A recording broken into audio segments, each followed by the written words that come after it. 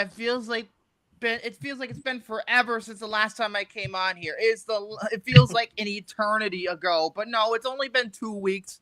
It's only been 2 weeks. Scheduling conflicts. Let's move forward.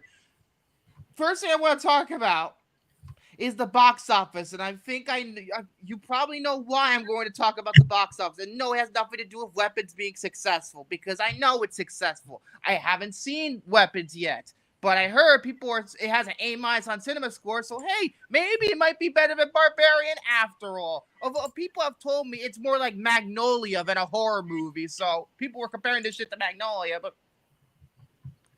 you were gonna say something, Soren? It sounds like you were going to open your mouth and say something. No, go ahead. Damn it! Fucking assuming shit. I guess. Hold on. I always hate when I have to fucking share screen. This. This is the one thing I can't stand Firefox for. That's the only thing. Otherwise, I still continue. Weapons made $24.5 million, and last week when we weren't on, it made almost $44 million, which for a horror film, honestly, leads me to another question I'm going to have. Is this movie the next Sinners in terms of box office performance? I mean, it's performing very similarly. I mean, I'm thinking that, this is one of these reasons where I feel like people like horror movies, but as a secondary genre. Sinners is not a horror movie, like, to the T, right? Yeah. It's predominantly a drama first. From what I understand, Weapons is also a drama first. So, and a little bit of comedy in there too.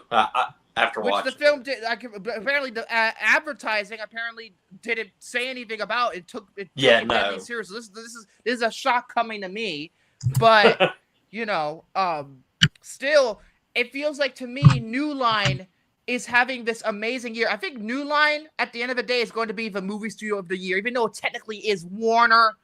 New Line has been very consistent with the movies this year. They started off with a bang with Companion, still my second favorite film of the year. Then they moved on to Final Destination Bloodlines. That was successful. There might have been another movie in between those two, but I'm forgetting. But then we have this, and it's now successful. Their next movie comes out next month.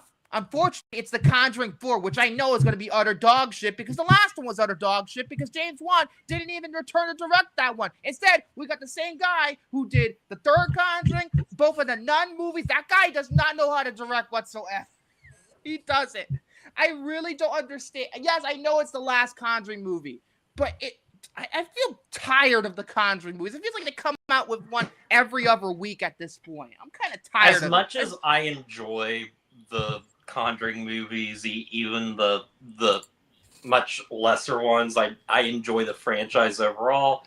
I'm kind of ready for it to... Damn it! Fuck, I pressed the wrong fucking button. I forgot I'm sharing my screen. Why are people watching the YouTube inside the YouTube? Oh my god, I'm such an idiot. I should have opened another tab. Fuck! As for number 2, Freaky Friday. $14 million. I haven't heard... I've heard good things about this movie, but I just haven't heard people talk about it, which is surprising to me. I mean, then again, I don't know how much the budget for this thing is. $55 million total gross is nothing to snooch at. But I feel like this movie's going to make more money than I thought it was going to. But with that being said, it still made money. People still went out to see it. 45 million, yeah. It's going to turn a profit. To me, it's going to turn a profit. I feel like, the original Freaky Friday, obviously I love it. A lot of people are very nostalgic about it. And I'm happy the movie's doing well. I just haven't heard anything really from anybody who saw it. My best friend, he saw it, and he, as some, he's somebody that quite enjoys just those the type of early 2000s comedy that Freaky Friday is, and he was just kind of happy that this movie was just felt like a continuation of those types of comedies that were coming out around the time. He said that his biggest thing was in like the first act, there's like a few jokes that kind of just run on for too long and just don't really land, but that it's still just a really fun, clever movie, despite it, being Here's the very thing: it could have been a hell of a lot worse. If they had Mark Waters come back to direct, it would have been bad. Because look at Mark Waters' track record post Mean Girls. Yes, he directed the original, not the original Freaky Friday, but the original in this timeline Freaky Friday. And then after that, he did Mean Girls. And then after that, he declined. He did fucking Vampire Academy. He did He's All That, one of the worst fucking films I've ever seen. And then he did a couple of Netflix movies that are cheap schlock. Apparently, with the release of this too, I've been like seeing people just being like, "Man, can we have more Chad Michael Murray back? More of them." Yeah, I haven't seen that guy since One Tree Hill ended. No, that's not true. Left Behind, that remake with Nicolas Cage. I think he was in that. Oh, I think he was in that. That piece of shit. That movie's garbage. I know he was utter garbage. I know he was in the what was it? Where he plays Ted Bundy. It was the he was the American Boogeyman movie.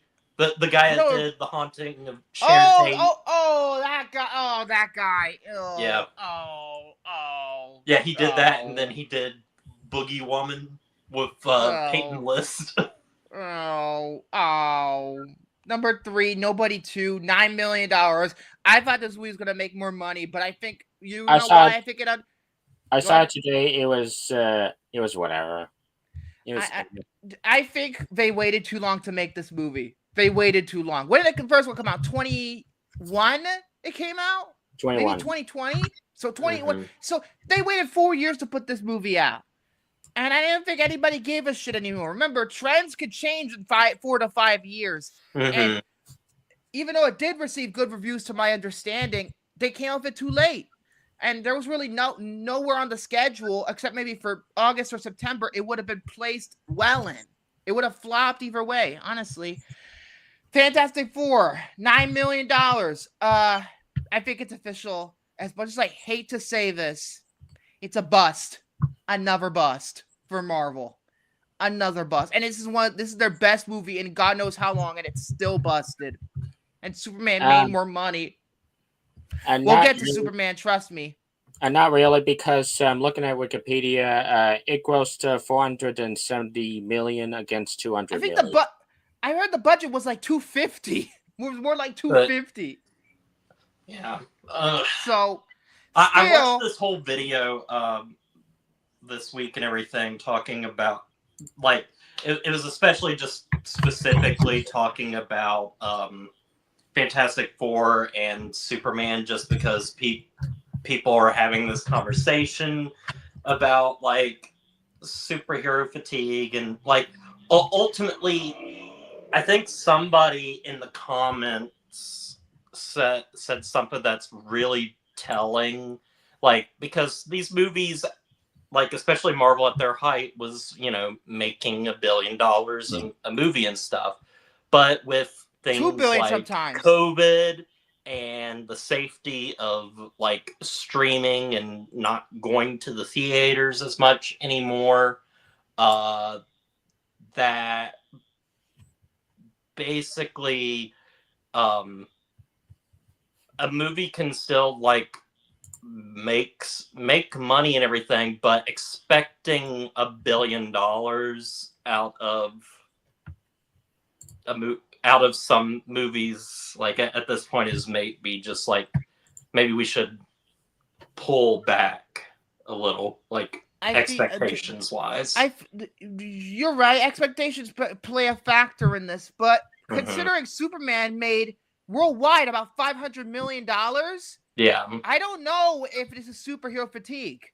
Yeah, I think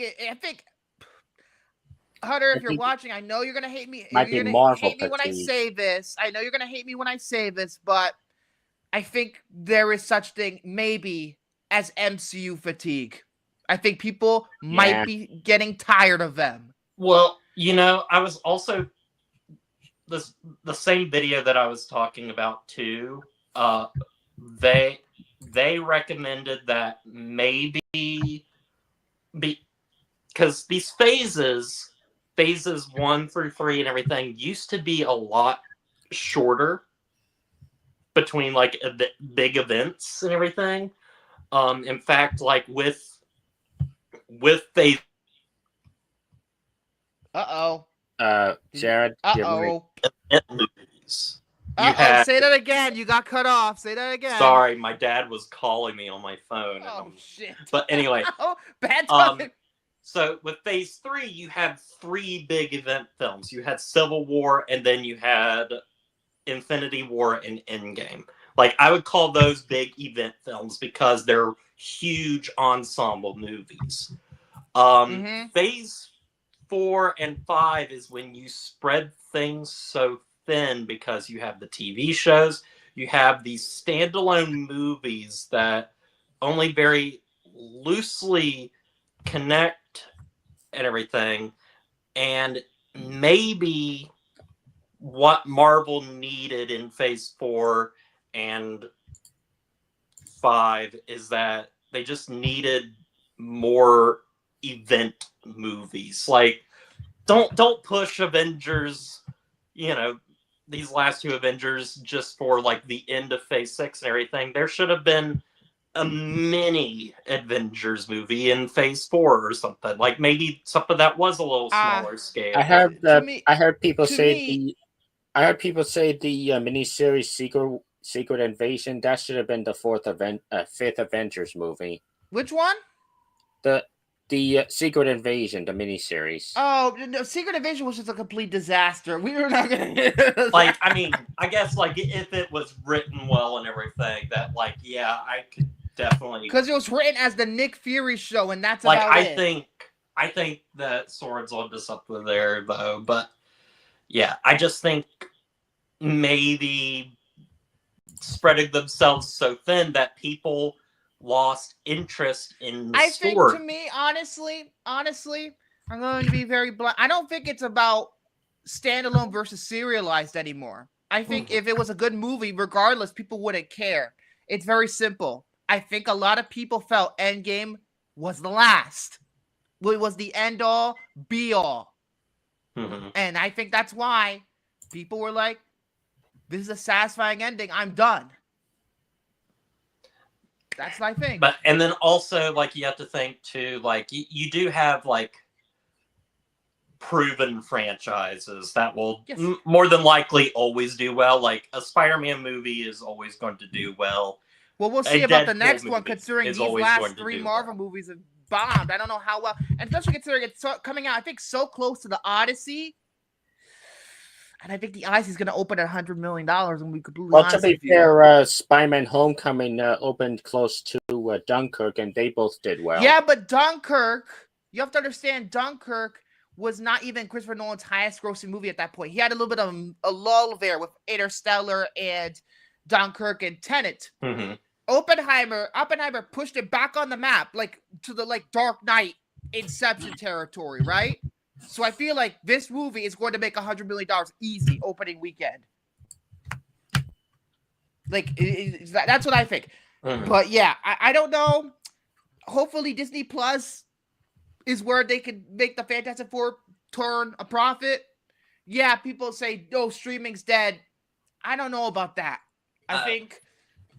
I feel like more people are more people are watching stuff on their TV and stuff than the theaters. I think it's just comforting being able to stay in your home. Or people have to go on freaking sailing the seas and going on piracy apps because people can't afford this shit anymore because the economy is so bad right now. That's another reason, the economy. But that's besides the point. I'm moving on. Number 5 is The Bad Guys 2. I'm surprised the movie did as low as it did. I think the budget's like $80 million. That movie was nearly as good. I'm surprised it didn't do as well. Superman made $5 million. I have seen Superman. I'll talk about it when I get to my topic. Number 7 is Naked Gun. Naked Gun, man, for a comedy based on a niche franchise, doing $42 million domestically, that's nothing to snooze at. That's nothing to snooze at. It did very well. All things considered, it did very well. Jurassic World Rebirth, number 8. I haven't seen it. F1, and this number 10 was a movie called Cooley. I don't know what the fuck this is. I have no idea what that is. Oh, it's an Indian film. It's an Indian film. However, I do want to say this first. I want to say there was one big release that bombed, that I don't know if anybody knows about. And it's a movie called Americana. It came out this weekend. And let me finish my point, Soren. Let me finish my point. I have a lot to say when it comes to this point. It opened in over 1,000 theaters, right? That's wide enough. Like, not exactly wide, but wide enough. It only made $500,000. I will say, too, like, I've seen nothing for this movie except for that it, like, I've been seeing it advertised on, like, Rotten Tomatoes, and that's it.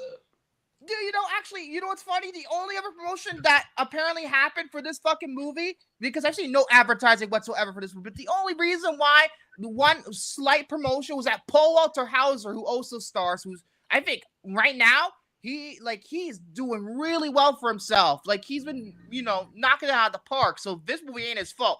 But he had to go to AEW on an AEW broadcast to promote this movie. That's right, AEW. He had the guest host an AEW show to promote this fucking movie.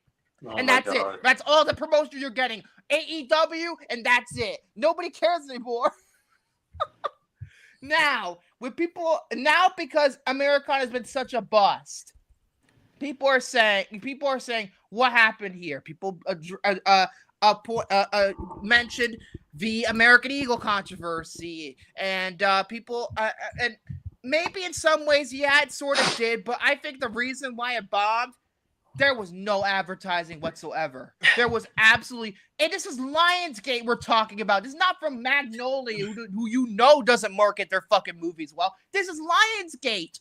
A major studio who knows what they're doing. Honestly, another reason, I think, well, first of all, Lionsgate's the bomb factory. I've called them the bomb factory for years. I don't think there was a single movie that they released this year that turned a profit. Correct me if I'm wrong, but I don't think a single movie of theirs turned a profit. Not even Ballerina turned a profit. Because Lionsgate has just been left and right losing money, and go over and over and over again. I mean, come on now. It's absolutely ridiculous. I will say, in terms of this, and how this movie, and also, let's not forget, the movie did not, because this movie was apparently, Americana, fun fact, it was shot in 2022, premiered at Toronto International Film Festival in 2023. Lionsgate picked it up sometime after that. Then the director of the movie tweaked it a little bit in 2024, and then he had to leave the project behind. No, he didn't even have to leave the project behind. Lionsgate refused to fucking release it for a year, in which during that time, he became the showrunner of season 2 of Poker Face, Ryan Johnson's show on Peacock.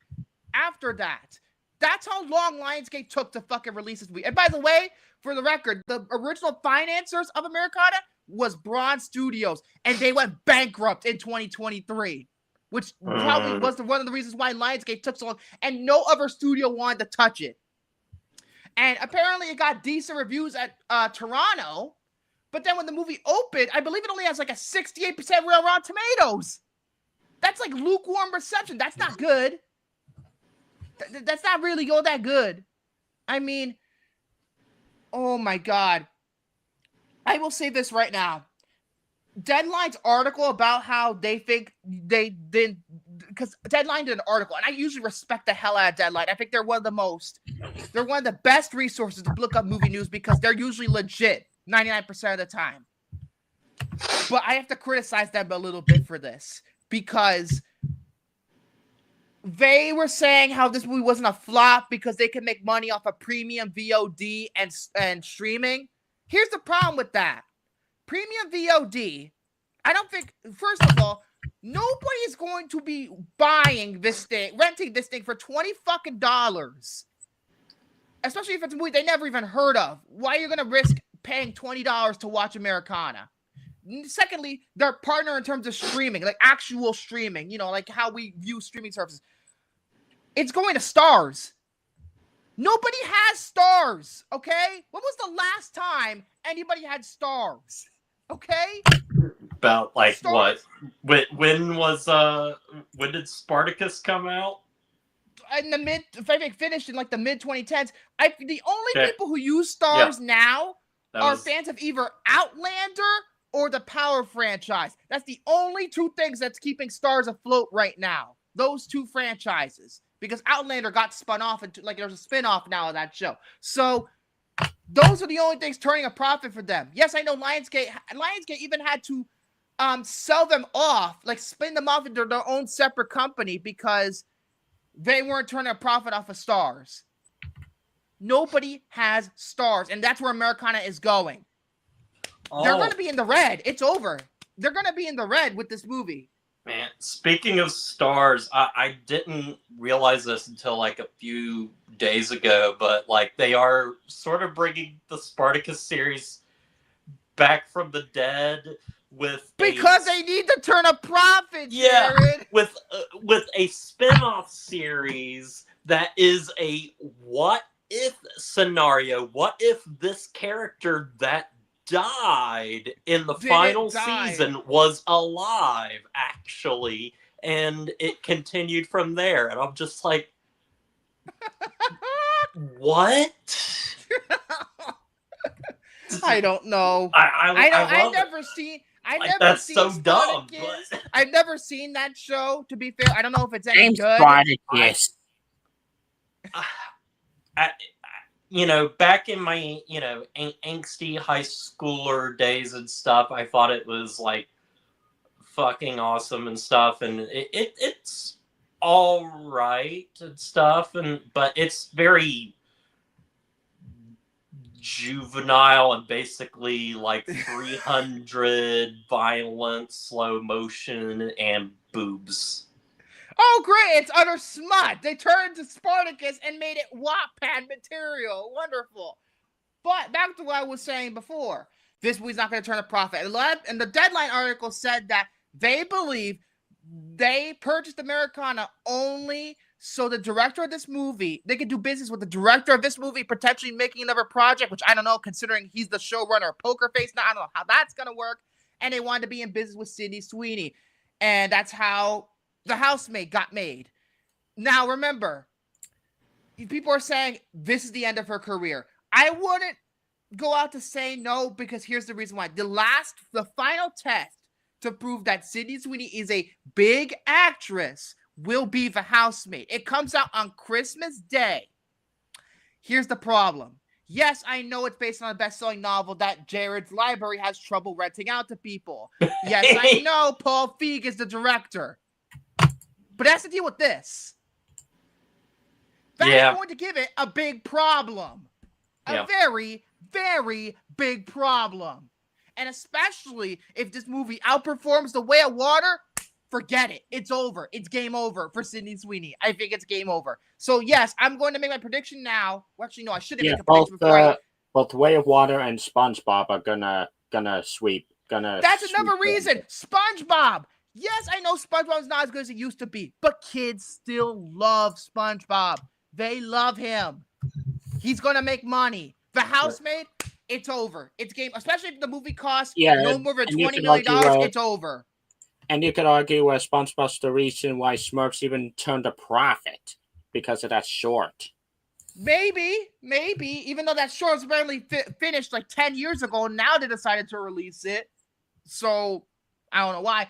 But that's her last test. And also that one biopic of that one boxer that she's doing. People, her agents and all that saying this is the movie that's going to get her awards. And I am interested in that movie. But here's the thing. Does this number one, does this movie even have a distributor?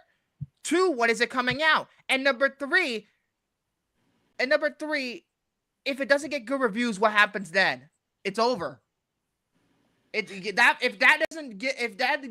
that like doesn't get good reviews, it's over for her. It's game over. And people, because I feel like the American Eagle ad was controversial not because it was supposedly racist. I think the reason why I'm going to be controversial, and that's why I'm going to put this fucking thing on the screen here, because I have no choice but to get a little saucy a little bit. You see, I think the American Eagle ads, thinking back on it now, it was all fake outrage by Republicans to try and get people pissed off about Sydney Sweeney and this movie, this fake outrage about, oh, the ad is racist. Nobody was talking about the ad. If anybody was talking about the ad, people were talking about the ad because they were fucking sick and tired of seeing her. And that's the real problem here. I think people are sick and tired of seeing her all the time. People say, oh, what about Pedro Pascal? He has the same type of exposure. Most of Pedro's movies outperform most of Sydney's movies, okay? It's so funny that you mentioned like Pedro Pascal, because I was watching a video today of people talking about, you know, these grifters online and stuff, like talking about like Pedro Pascal, and it's like, Pedro Pascal's a good actor, and you can't deny it. I'm sorry. You can't deny. He proved everybody wrong as Reed Richards. I'll say that to the end of my time. He was great. He was the best Reed Richards. Even that's not also saying much. Here's the thing, too. People also talk about how he, like, oh my gosh, he didn't shave his mustache and everything. The dude has literally said that he did not like how he looked in Wonder Woman 1984, and he has said that he will never go clean shaven ever again. And that's fine. My facial hair was good, but it could be better. But yeah, to me, I feel like the whole Pedro Pascal thing, it's not worth comparing to, because I think a lot of people like Pedro. His things, his projects are still popular. And, you know, he's still a popular actor with people. The ladies love him. With Sydney Sweeney, I feel like people are getting fucking sick of her. They're getting, and trust me, I know I'm biased when I say this because I've never liked her very much. I've always been very blunt about how she's successful because of these and not anything else in terms of acting ability. And I stand by that. But The Housemaid will be the last test. If it flops, it's game over. Amanda Seyfried, who's her co-star, will be fine. She'll be fine because she's been working for years and in very successful things. Yes, Mamma Mia fucking sucks dick, but you know what? At least she's had a successful movie. Yep. So yeah, I feel like that's going to be the ultimate test. And then again, The Housemaid's going to be released by Lionsgate too. And again, Bomb Factory, SpongeBob, Avatar. This is going to be Avabob. This is going to be Avabob. Is that? I don't think it's going to be. I don't think it's going to be quite Avabob. I think it's going to be more like Puss in Boots 2 holding its ground against Way of Water, or Sherlock Holmes holding its ground against the first Avatar. That's true. But yeah, Avabob SquarePants or Avabob Squared. Oh God, no, I don't know. But yeah, it could be. But yeah, just search for Avabomb. And then after that, it's over. And people would say, you know, if the Housemaid belts, there's always Euphoria season 3. It's been 5 years since the last season. Nobody fucking cares anymore, and it's the worst show on television. Moving on. And that's enough of my ranting for now. I need to get that Americana shit off my fucking chest. I mean, my God, I'm sick and tired of seeing her. And the Orange Head himself. Oh, it's the hottest ad of all time. I'm like, Orange Head, you like minors? Like, come on, dude. God. Moving on. I'm gonna let Jared go first because I think I let Soren go first last time. All right, so I think I will talk about 2 movies I'd seen. They're not really connected or anything, but I saw them recently, and one of them is a documentary. But first thing that I will talk about is, one of the reasons why we had to not be here last Canceled. week. One of the reasons, and there's another reason, One of which the maybe I'll get reasons. to. Yeah. Morgan and I, we went to see Weapons, and the news that is it Krieger? Yeah. Okay. So we went and saw the new movie. Producer of Companion, because Barbarian fucking sucked. Hey, I rewatched Barbarian and I love that movie. No, Companion's a better movie, and you know. Oh wait, you haven't even seen it. Yeah, yet, I haven't Jared. seen it. You haven't seen it yet, Jared. You have to watch it. It's like it was before Fantastic Four came out. It was the best movie of the year. Yeah, I watched Weapons, and this was a movie I was really, really looking forward to. I was excited because just the things I was hearing about it being a very big like ensemble, like almost like horror epic. I wouldn't go that far, but it's Magnolia, the horror edition. At least that's what I've been led to believe. It's Magnolia, the horror edition. Yes, Magnolia was a big influence on the movie. Well, good, because Magnolia's a fucking masterpiece. Have you seen that movie, Jared? Son of a bitch. And then and also, after watching the movie, it kind of feels like this long lost, like, adaptation of a Stephen King novel that doesn't exist.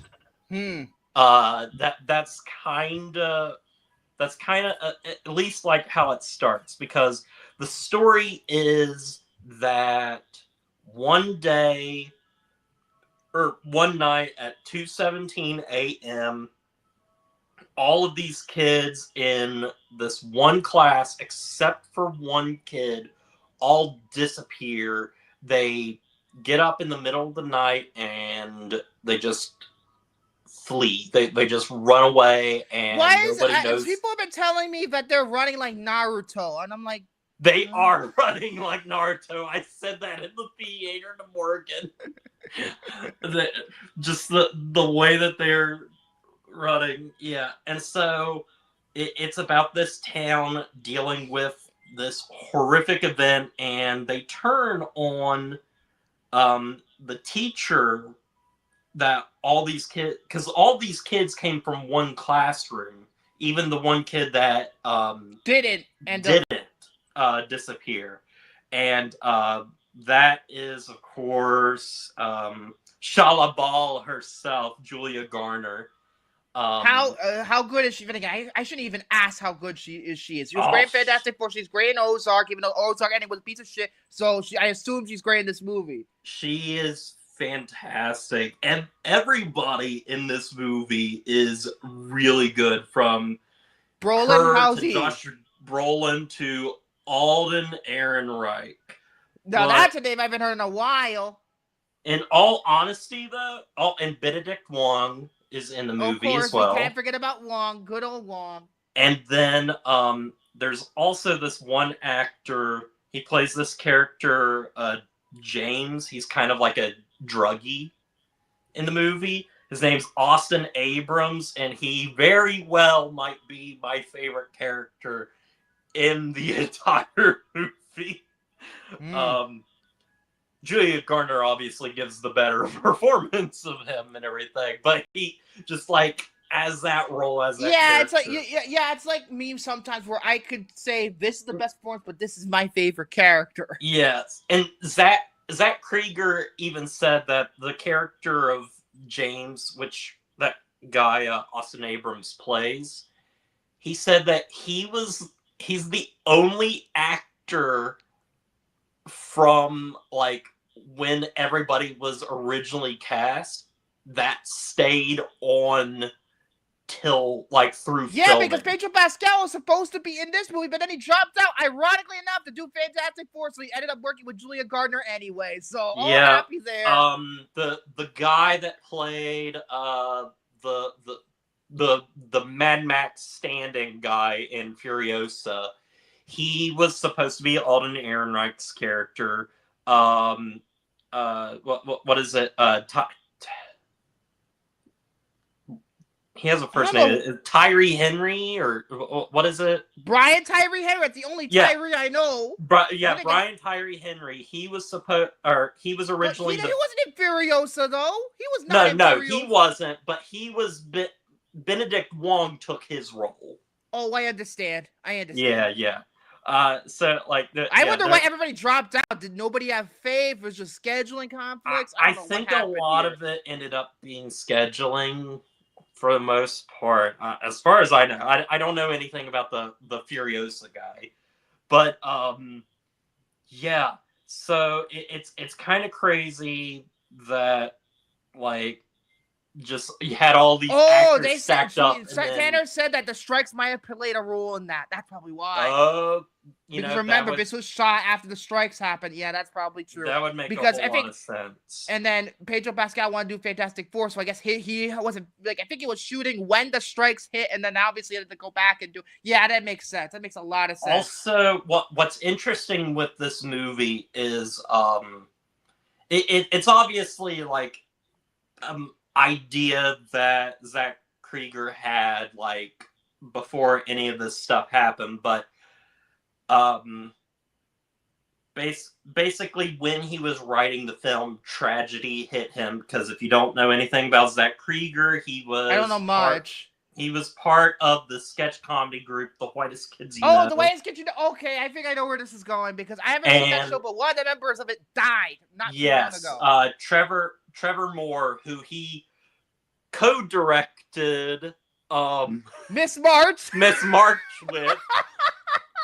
Clearly the best film of Zach Krieger's directing career. It's better than Companion. Fucking Miss March is the best movie of the year. That one chick on the cover is no Sophie Thatcher. Sophie Thatcher is not this girl who's on the fucking cover. I know, total bullshit, but I know. But yeah, Trevor Moore died, and so he ended up writing the script with just almost as a coping mechanism, sort of. And I think in some ways that maybe it influenced little things in the film. And honestly, a few big things. But one of the things is, what is his name? Trevor Moore. He died somewhere around 2 or 2:30 in the morning. When do the kids all disappear? 2:17 a.m. in the morning. I think probably a clear reference. But also, I think too that I mentioned this a little bit because the trailers and marketing and stuff does not mention this at all. Like, points to this movie being a straight up, like thriller, horror film, mystery. It drama has thing. A lot of humor in it. More so in the second half than the first half, but there is some lightheartedness to it, and I feel as if that is almost Zach Krieger embodying his friend's death and everything. Like, it's somber, it's sad, you think about it, but then you start thinking about, you start trying to make yourself laugh, trying to make yourself, feel better, like, even though this tragic event has happened and everything. And I think that this movie kinda, in a way, does that without really going into spoilers. It gives you a chance to, despite there being some moments of really good horror in the first half, it lets you kind of release and like basically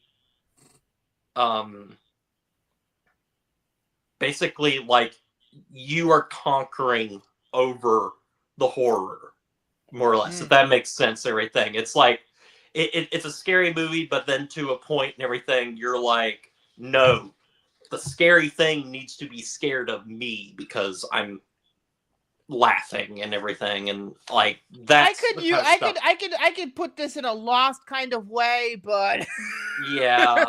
But I think that's what I kind of liked about it, and I think it's as somebody that does like Barbarian, but I know like some like Victor doesn't really care for it and stuff.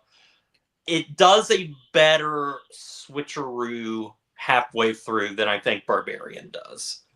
It's not as jarring, but you can at least that's one of the biggest understand problems I have with Barbarian, because the first 30 minutes, I won't say the first, like when they're in the Airbnb and Skarsgård, all that, I didn't mind the movie. When it cut to Justin Long, the movie literally killed itself. It killed itself right then and there. That's where it killed itself. That's where it goes to the bed, it goes to the shitter. I like there's some very like tense tense spooky moments. I wouldn't say like straight up like scary, but like things that are really like ugh, like that made me kind of feel a little uneasy and stuff. There's weird, cool things with like visions and that kind of thing. There is one moment, and I will not spoil it at all, but like it's a really cool moment with Josh Brolin's character. Like it's during a dream sequence that he has, and it was so visually cool that I thought it would play into the film. It really doesn't.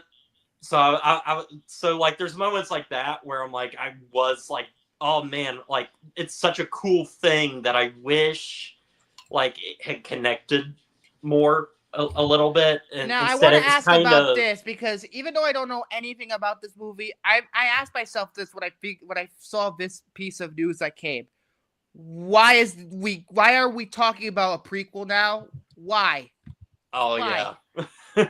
Why? You might see when you watch the film, but also I don't really think that there needs to be a prequel even after watching the film. Also there's things like I told you there's that druggie character. Mm-hmm. There is a scene with him and Alden Ehrenreich that is so freaking entertaining and one of the funniest things that I've ever seen, and it's in one of those moments of like levity in the film. And again, it's a thing that I really, really do not want to spoil, just because like it is a moment that made me like really laugh out loud. And apparently the more I see with Zach Krieger and stuff talking about this movie, that was like the point. He had a lot of jokes in the film. And supposedly what he did with like test screenings and stuff, if there was a joke that nobody was laughing at, he cut it out. He said, get rid of it. So only the funny stuff that people actually laughed at was in the final cut of this movie. Yeah. I want to see the cut. I want to see the parts he cut out. Yeah, I do, because like all the funny bits, having his own special feature, all the funny bits we cut out. Honestly, because I'm wondering like, would they actually would I actually find them funny or not? Yeah. As somebody that's a fan of Quietest Kids, but realizing how back then, how like looking at it now, how problematic the humor even is, like far more. I'm more of a Kids in the Hall person. I'm just more of a Kids in the Hall person. Yeah, and that's you. And I think that show's less problematic. And that show edited 94, 95. But no, this was extremely. Why is it funny that they're in drag? It was whenever creepy when it needed to be. Kids in the Hall, I think of that Cisco Nebert clip. Oh yeah. Brain candy, Roger. This movie was creepy when it needed to be. It was funny when it needed to be. There's certain things where like I feel like there were great ideas that he didn't like fully realize. And I think that has to do with maybe his writing process. And that is like he came up with the initial premise and then just kind of wrote around it and stuff to like fit it all together and stuff. And so I don't think like everything works together in like the best way, but still, this is a really good time. It's a good horror movie. It's also a good comedy, and it's a good drama as well. I think when you do eventually watch this, Victor, I think you will see some of the a little bit of the Magnolia. Like damn it! influence. They should have just fucking put Amy Mann songs and get it over with. Make it all like Magnolia. I ended up giving this movie an 8 out of 10. Again, like with the things I said, it's not. By the way, perfect Jared, you or should anything. see Magnolia. It's my favorite PTA movie. Oh yeah, but it is a great film. Now, I do want to turn over to another film that I recently watched. That is a documentary that is actually part of a trilogy. Which is interesting. A trilogy of documentaries. Cannon 2, Electric Boogaloo. No, I'm just kidding. I think there was only one documentary about Cannon. So you can't wait to see it.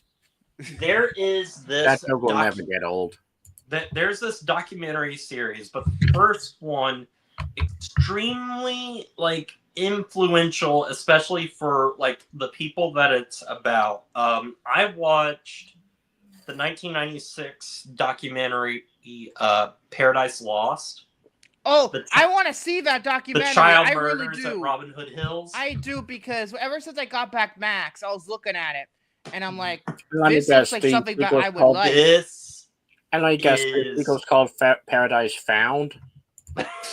No, it's called Purgatory Paradise Lost 2. I think that's what it's called, Purgatory. Yeah, it is. This is one of the truly, I think, one of the best documentaries ever made. Not only is it, I hate using the word, but like sadly, it's very entertaining. Yeah, sadly, yeah, because entertaining of, over like, murder. Because the horrible subject matter. Because those that don't know, I think it was 1993. In West Memphis, Arkansas, there were these 3 young, like 8-year-old boys who were murdered. And the crime was pinned on these 3 teenagers that were all in high school. And basically, you can tell through the documentary that these boys clearly did not do it. Yeah, that's what I heard, that these kids are absolutely just innocent 110%. Like, from what one I of them understand. has an IQ of 72. Like, they wouldn't even know how to commit murder if that's the case. Yeah, and you learn things too, that it's very clear, because that person with that IQ, he basically confessed to the crime and everything. But when you hear about it, it was very clear that what he was telling them was not matching up with the story that they had created, that the police had created. And so they used tactics of suggestion to trick him into That's fucked. That's fucked up. That is fucked up. And you just see this entire town just completely attack these boys because they liked heavy metal music. Apparently, from what I understand, the documentary plays nothing but Metallica as a result of that. It plays just Metallica, wall-to-wall Metallica. It was the first time that Metallica allowed their music to be played for a movie or anything. That's it. I thought they had done that before. I would think movies like, say, Airheads or Wayne's World, they would allow them to use it. But I don't know. That if that's the case, I wonder what took him so. And the director, Joe Berlinger, I believe was the director. He did that Metallica documentary about Saint Anger and how bad the difficulties because that album is known for being shit. And Berlinger also directed Book of Shadows, Blair Witch 2, which we don't talk about. But yeah, so you see just like really like the big injustice going on, and it's like, yeah, these kids are basically being pushed into like these roles of being these horrible murderous people that basically are Satanists. In fact, one of the boys, Damien Eccles, who is the real person that inspired Joseph Quinn's character in Stranger Things.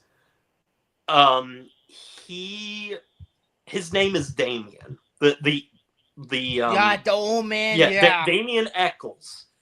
So of course everybody is like, oh, his name is Damien. Because of that fucking movie. Damien was Satan's son. Kid. The Omen. Obviously, and that is so stupid. So Damian Wayne, by extension, is the devil. Yeah, and here's the thing too. So the Damien Eccles, his name was not originally Damien. He actually asked his parents and everything, to change his name and stuff. You know why? He was interested in Catholicism when he was younger. And he was very, influenced and loved this story about this particular Catholic saint whose name was Saint Damien. Wow! These people who are outraged clearly don't read their Bible. These Bible thumping religious right. You don't even read. It's all fake. It's all fake. So fake.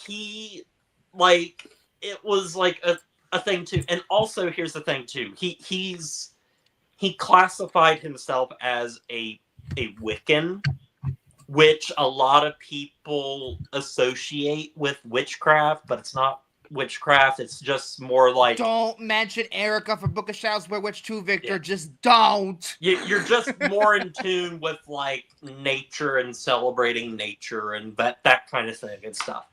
These kids are clearly, harmless, except for Damien Eccles has said some things, in the future and everything that maybe he's maybe he's in this fucking maybe he's not a great person, but he clearly didn't do anything. Jeez. But yeah, so it basically the documentary ends with them, sadly, all three being sentenced for it's a spoiler. crimes. No, it happened in real life. There's no spoilers here. It happened in real life. If it happened in real life, that's not a spoiler. Sorry. Yeah, these boys were wrongfully, one of them was, I think Damien Eccles was put on death row. There's 2 sequels. Of course it's not, And that is a thing too. This documentary was so popular that it also spawned 2 sequel documentaries that implement new evidence that's brought in, new interviews, which I have not seen those 2 other documentaries yet. I really, really want to, because I want to complete this trilogy, because it's a fascinating story of just complete injustice. And you just... These documentaries did help with eventually evidence being resurfaced, and because spoiler alert for a true story, but in 2012 there was new DNA evidence that was brought up that proved that these boys were in fact innocent, and now they they're free. I assume that's what the third one's about. I assuming that's what the third one's about. Because it was because that documentary is from 2011, and I 2011. Actually, I think they were in talks in 2011 and stuff about. So because I forgot I when don't know came if out. it ends with their freedom or not. Let's have a look. It's all about release dates, baby. Hold on, let's find out if I can fucking find it. That is, come on. But it came out in 2011. Oh wait, no, it premiered at Sundance in 2011. Then it aired in 2012 on HBO. So okay. Maybe they did. Maybe they recut it after that. Maybe. But apparently in 2011, that's when they were not in 2012. 2011. So okay. So they probably made last minute stuff in the documentary. So there is a happy ending to this story, but this first documentary in this trilogy is so captivating. You are wrapped up in this story. There's insane things that happen throughout it, and you just really see this town just completely like being up in arms about these people, and to the point where like they wanted these kids to be guilty. They didn't care. Like they wanted them to be guilty so much that any evidence that proved that they really weren't was, obsolete in their eyes. Looks like I'm never gonna visit this town ever again. Well, no, I didn't even visit there, but no, I'm never gonna visit there. No. But there was some other things I was gonna say too. Oh yeah. I will say this. In the documentary, one of the boys says that, like, if the verdict is not guilty, what does he want to do? He said he wanted to go to Disneyland. And obviously he didn't. But if you look up about him, after, getting out of prison, guess what? He ended up going to Disneyland. So there truly is a happy ending here. Well, the bad news is now he has to pay like twice as much as if he did go to. Oh no! Damn it, You're Florida. right because that was in '93 in this. But no, this documentary is you piece of shit. Anyway. This documentary is very much worth watching. Even like kind of. This documentary. I mean, HBO had a reputation of making great documentaries, especially the ones under their branding, America Undercover, which I believe this was under America Undercover branding, and they were so good at documentaries. I mean, they're still good at it now, but they definitely make a lot less of it. Like the last major one came out was like a month ago with the Billy Joel one, which I heard was very good. And HBO, I even like years on, they make better documentaries than fucking Netflix does. All Netflix does is clip this, clip that, click. That's overstimulate the viewer instead of educating them about the subject. No, but yeah, I fully recommend this documentary. It's a 9 out of 10 for me. I learned about this documentary actually from my best friend because I don't know how he found out about it or anything, but like he bought the documentaries and stuff and I think they're easily available, accessible. I think is it on Max? What I can't call it Max anymore. HBO Max. In fact, HBO Max. Excuse me. It's weird too because it's like that they're technically not. They as documentaries, I would technically call them movies of sorts. But they are movies. Classified. They are all like in a series, so it's like I think they're movies. You go to Paradise Lost on on it, and it's like episode 1, episode 2, episode 3. They are not episodes. They are documentary. They are movies. Especially this first one. Apparently, it's like over 2.5 hours. So it is, and it is like it does not. Well, most documentaries I feel like don't waste, their time and everything. But yeah, it is 2.5 hours of important shit. yeah. No reason to sign up to HBO Max other than Peacemaker, which I have to watch the first season of that. I have to watch the second season premieres, I think, on Thursday. I think, yeah, Thursday. I'm doing a big DCEU rewatch that I haven't been very good and at now continuing. But my question will be is this. I guess season 2 will answer this question. How much of Peacemaker is canon? How much of it is not? How much of the Suicide Squad is canon? How much is it not? I actually saw Creature Commandos. I guess the basic events exist, but probably happen in a different way. Yeah, like it kind of is. It kind of isn't. So yeah, I guess I'll go next if you're done. Yeah, I'm done. Those were my two things. I'm going to be reviewing 4 movies in a row. I'm going to rapid fire the 3 of them, but I'm going to talk about the major one first because finally, after all this time, I finally got the chance to watch Superman. Finally, I got the chance to see it. This is the beginning of the DCU. Is that what it's called now? DCU? Yes. Yeah. Ran by James Gunn and Peter Safran. And, I was actually kind of excited to watch this because, number one, I was excited because I'm like, hey, maybe this will be good. Maybe the DCEU stank will get away from me because I have been very critical about the DCEU, arguably since the beginning. Yes, I love Man of Steel, but I don't like really anything else except for Shazam, I think. That's the only other one I liked. I'm thinking about it now. Which one are the ones that I've seen? The James Gunn Suicide Squad. Okay, the James Gunn Suicide Squad I did like a lot. So only 3 movies. Again, Peacemaker, I don't know how much is canon to the DCU, but again, I'll watch the first season and find out. But I was looking forward to it because I wanted to have a good Superman movie. Yes, I do like Man of Steel. Yes, I do like the grim, dark nature of it, but people didn't. a lot of people have defended Man of Steel now, but it came too little too late, to be honest. Like, in terms of the cult following that it has. And I wanted this movie to have, like, obviously it was going to be more lighthearted, later in tone, right?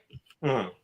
And but at the same time, I wanted it to be just good, I felt like when I watched those trailers, a lot of things are just cluttered everywhere. I'm just like, I don't know how I feel about that. And I will say this.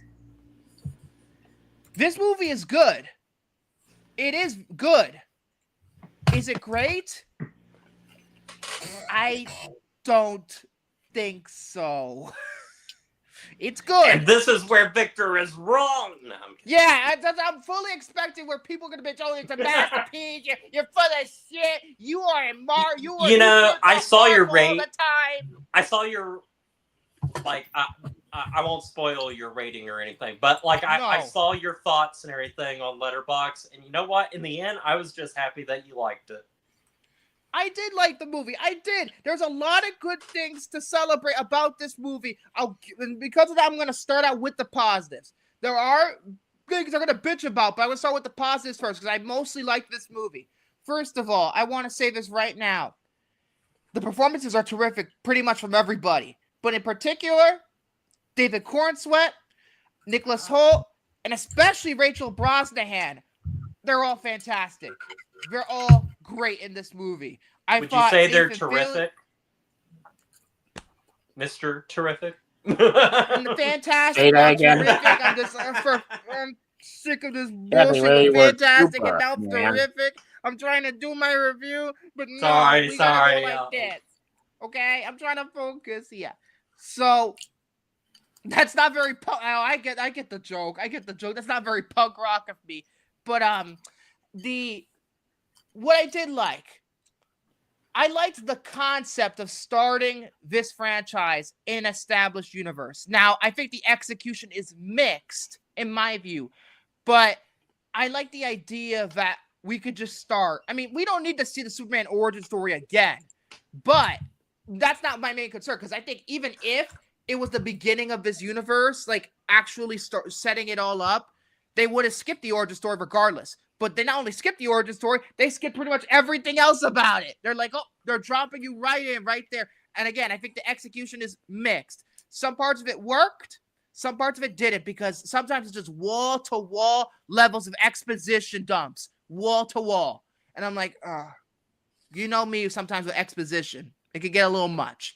But what I do like, what other thing I like about it, I really like the fact that, and I'm gonna have to put the thing on the screen because I don't think I'm gonna talk about this particular section of this movie, because this really stands out to me without putting this thing on. This movie's kind of ballsy for a major studio picture to be tackling what I assume to, because in the movie, Superman is trying to prevent the war between these two different kinds of countries. And there's something very similar going on right now that it kind of reminded me of. And people saying this movie I didn't even think about it. Yes, I thought about it right from the get-go. People are saying, people are saying, to be fair, there were... Go ahead. Well, to be fair, there are also comparisons between Captain America: Brave New World and the recent Trump assassination attempts. So I didn't get those in particular, but I got this one. I didn't get those. Maybe I can we watched the movie. Maybe I'll see those. But this one, I saw right away. I saw this right away. There's no doubt in my mind. This is supposed to be referencing the Palestinian Gaza and the Israel war. That's what this is. Yeah. Except it's, in a superhero fictitious setting. That's exactly what it is. People are saying this movie is not woke. In the original definition of the term, it is woke. So shut up. And the original definition of the term woke is to be open-minded, to be opening up to injustices in the world. That's what woke means. Whatever these grifters using the term woke, that's not what it means, you fuckhead. Anyway, that's what I'll be ranting about. Before I get into grifters, by the way, this movie actually comments on grifters too, actually, when I'm thinking about it. I feel like, I love that moment, though. Yeah. I mean, there's one part where one of the newscasts just looks exactly like Gutfield on Fox News. I don't think that's a coincidence. And that's where Peacemaker made his little cameo, which I liked. That's one of the parts I did laugh at, the Peacemaker cameo. It's very subtle, but I liked how they did that. Dealing with this kind of situation and dealing with it with such care, I think, because it really does have a good message. It really does. Ultimately, at the end of the day, this movie has a good message about uniting together against injustice and fighting against injustice and things like that. Overall, I think that's a very good message. Another thing I really liked, the visual effects look polished. I checked who did the effects. Most of the time, it was Weta and Industrial Light and Magic. Gee, I wonder why they looked good, because it was Weta and Industrial Light and Magic. So, obviously, the movie looks very polished, because I was worried for the trailer. The CGI didn't look all that good. They ended up needing more time to polish everything out. And I think the movie looks pretty good for the most part. Although some of the camera work does get a little chaotic, where you're moving the camera too much. I want to see what's going on. Sometimes there's too much going on the screen sometimes. That's another thing. But I will say, to me, out of all the Lex Luthors that have been out there, I think Nicholas Hoult might be my Lex Luthor. Honestly, I think he might be my Lex Luthor. I have to watch Superman Returns again to compare that to Spacey, but I think he might be my Lex Luthor. It's really hard because Kevin Spacey is so good, but he's also at the same time it's Kevin Spacey doing Gene Hackman, so it's like. And then apparently the inspiration for this Lex Luthor, at least according to James Gunn, It's Donald Trump. You're telling me this movie ain't woke, and yeah, he's saying admittedly that he was inspired by Donald Trump. Sorry. He said that. He said that in an interview, and you could kind of tell he's a petty little bitch. Nicholas Hoult is he's so great. good in the movie. He's so great. He's so great. He's actually a character that you just want to see Superman beat the shit out of, and he does at one point. He does beat the shit out of him at one point. But yeah, I liked that. I liked what we got with Clark and Lois. Although to be fair, I wish I got more. Because that one scene of them doing the interview, I think that's the best scene in that entire movie. I think they're trying to do the interview. It's in the trailer. It's like that scene goes on for like 10 minutes, and I feel like that's just that's great. That's great. The one thing I wish they had more of in the movie was actually just more Clark Kent. I agree with that sentiment. Clark is only in this movie for like 3 scenes, and then bye-bye. See you later. Maybe the sequel fix that. If that new movie that James Gunn's doing is a sequel. We don't know for sure if it is. But I want to see more Clark, please, James, in the future, please. It wouldn't be so hard, please. But anyway, another thing that I really liked, I really liked the Justice Gang. Sure, they get a little bit shafted in this movie. Mr. Terrific, not so much, but the other two, especially Isabella Merced, she got shafted. She wasn't in the movie nowhere near as much as I wanted, but they were good. Don't get me wrong. I like these 3 characters. I like them, but Nathan Fillion to me is my favorite because of his smart ass remarks. Then again, when is Nathan Fillion not good in anything? Oh, I just loved every scene he was in. I thought he was hilarious. I thought it was absolutely hilarious. And some of the jokes did land pretty good with me. For example, the one that had probably the biggest laugh out of me, the secret harem rumor. Yes! Yes!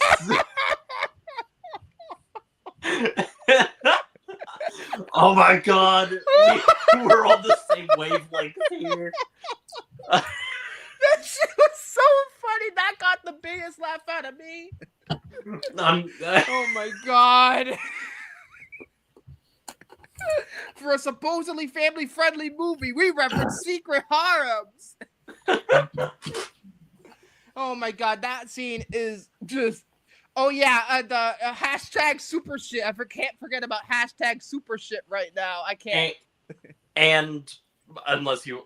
The reveal of who is doing hashtag super shit. Oh my god. Oh my god, that is so funny. Lex is such a petty little bitch. Yeah, that is just unbelievably funny. With that being said, not all the jokes landed for me. I think a lot of them miss. The ones that landed like super harem, that landed with me, but some of the jokes just don't work. Okay, and let me get to one of my negatives right now. At certain points, I feel like this movie was trying to be way too kid-friendly, and I feel like that was a detriment. I feel like that was an absolute detriment. I feel like it was trying too hard to be family-friendly. I think I won't mind it being, because it was too goofy for me. I should be more specific. It was too goofy, in my opinion. Fantastic Four is a lighter movie in the MCU, but it still took itself seriously. That's what I wanted. I wanted to be light, but I wanted to take itself seriously. Most of the time, this movie does not take itself seriously whatsoever, and I don't really care for that one bit. I really don't. As somebody that did love that aspect, like, there are some critics out there that, you know, because the movie is very unapologetically, like, corny. And it's just... I feel like it's too corny. I don't mind humor. Like, again, Secret Hard hit hard for me. But I prefer it to be can we be a little more serious, please? Especially considering we're setting up a universe here. Can we be a little more serious? It's just going to be different for everybody. Yeah, it's like I said in my review. It's going to vary on person to person, whether this humor is going to hit for them or not. And for the most part, it didn't. But there are parts that did. Oh, let me get some... I feel, for example, I feel like a lot of crypto stuff, I didn't care for. I'm sorry. I feel like Crypto was unnecessary in this movie. I'm gonna stand by it. Crypto was unnecessary. I feel like a lot of the jokes were just silly and corny. I think the only funny part was the very end with him, which I'll get to later. Yeah, at least Crypto helped Superman beat his clone. I mean, I don't mind Crypto as a character. Then again, I think it's just me because when I think of Crypto, I think of that damn cartoon, and that's why I can't take him seriously because that damn cartoon is in my brain. I did watch that cartoon quite a bit when I was a kid. Oh, beast. Oh, my God. So, yeah, I couldn't really take it self. Hold on 1 second, please. Hold on. Let me mute myself for a second.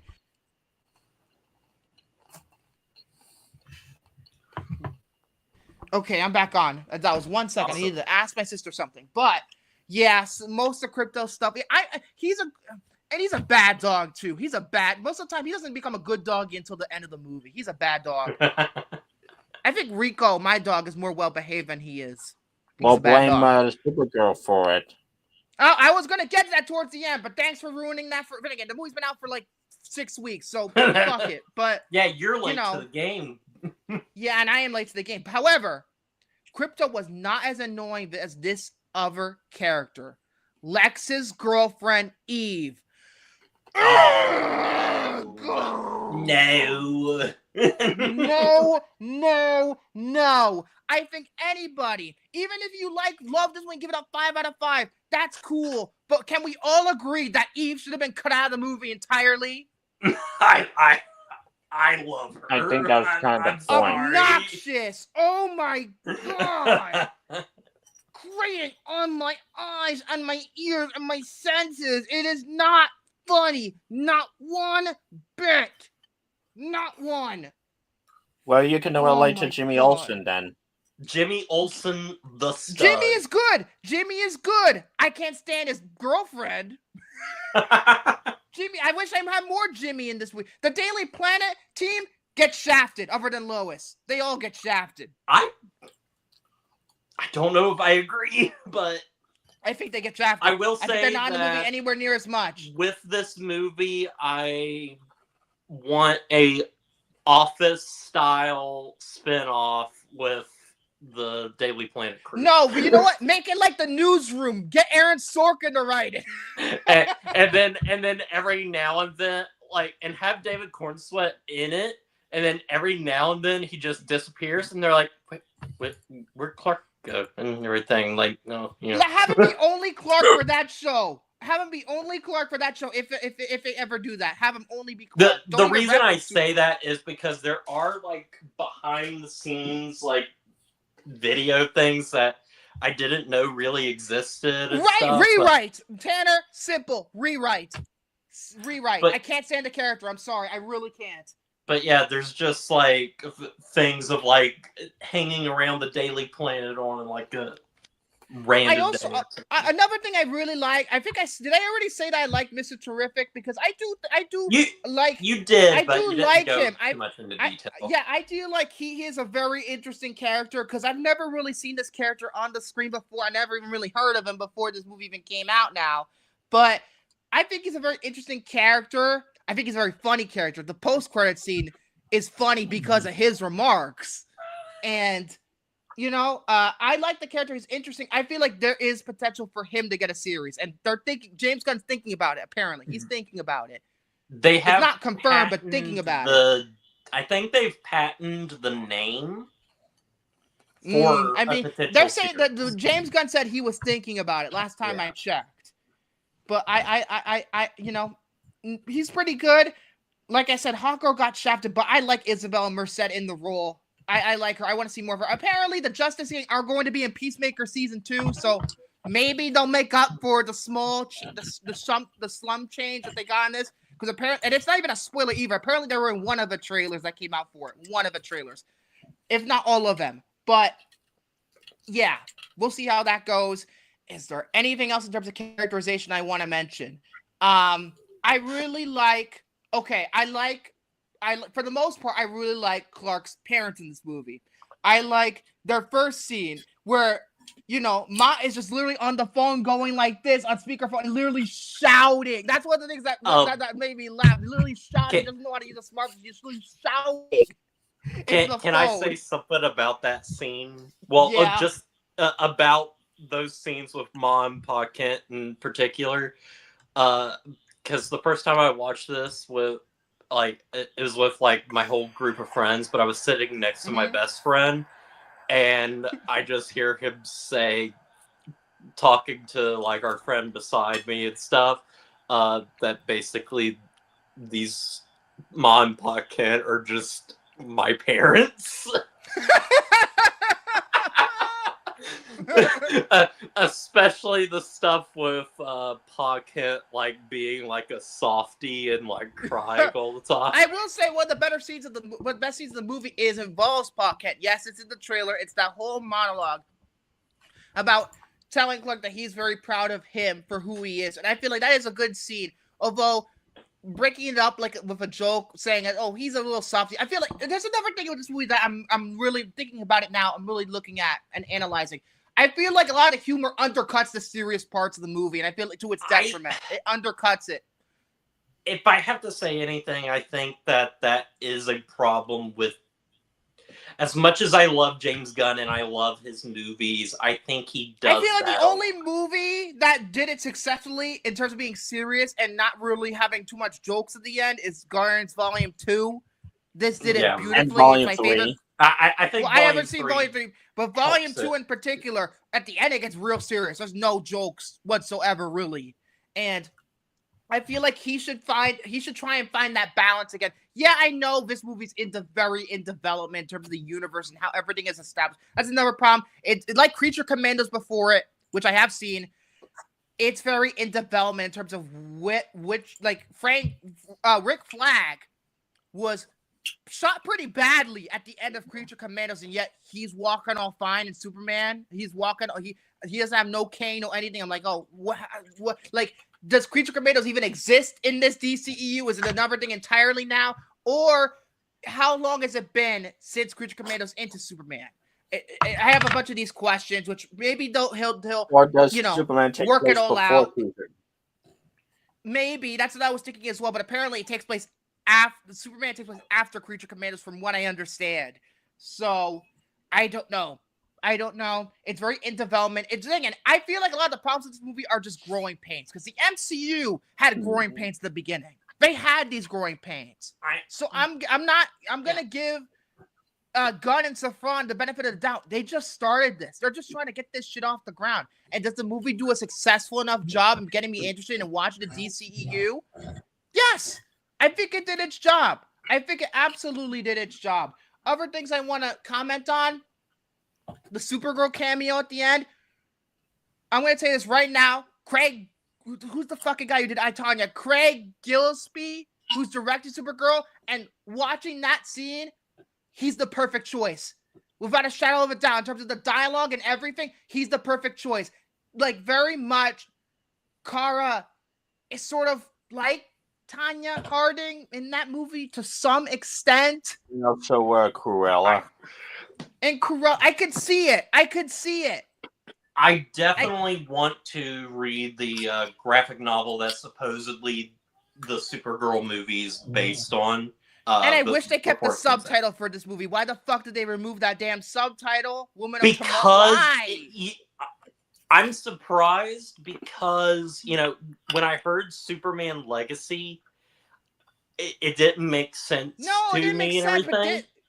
But then, watching the movie, it completely makes sense why it was originally called that. Yeah, it does make sense with Bradley fucking Cooper. I didn't expect that to happen. And Clementine from Westworld is his mother. I had heard rumors. Atlantis is one of the robots. Two of the robots, actually. Let's see. Michael Rooker's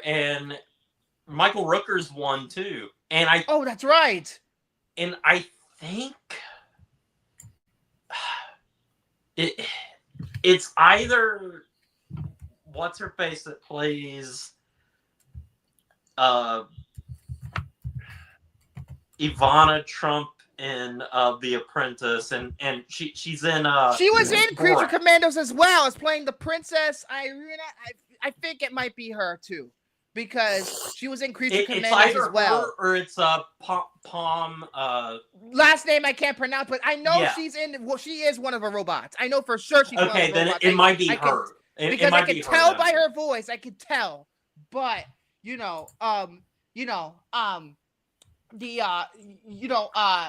visual effects. The score is good. John Murphy and David Filoni did a good job. I just want to say this though. I wish, this is just me nitpicking now, I just wish we had an original theme for Superman like what Hans Zimmer did.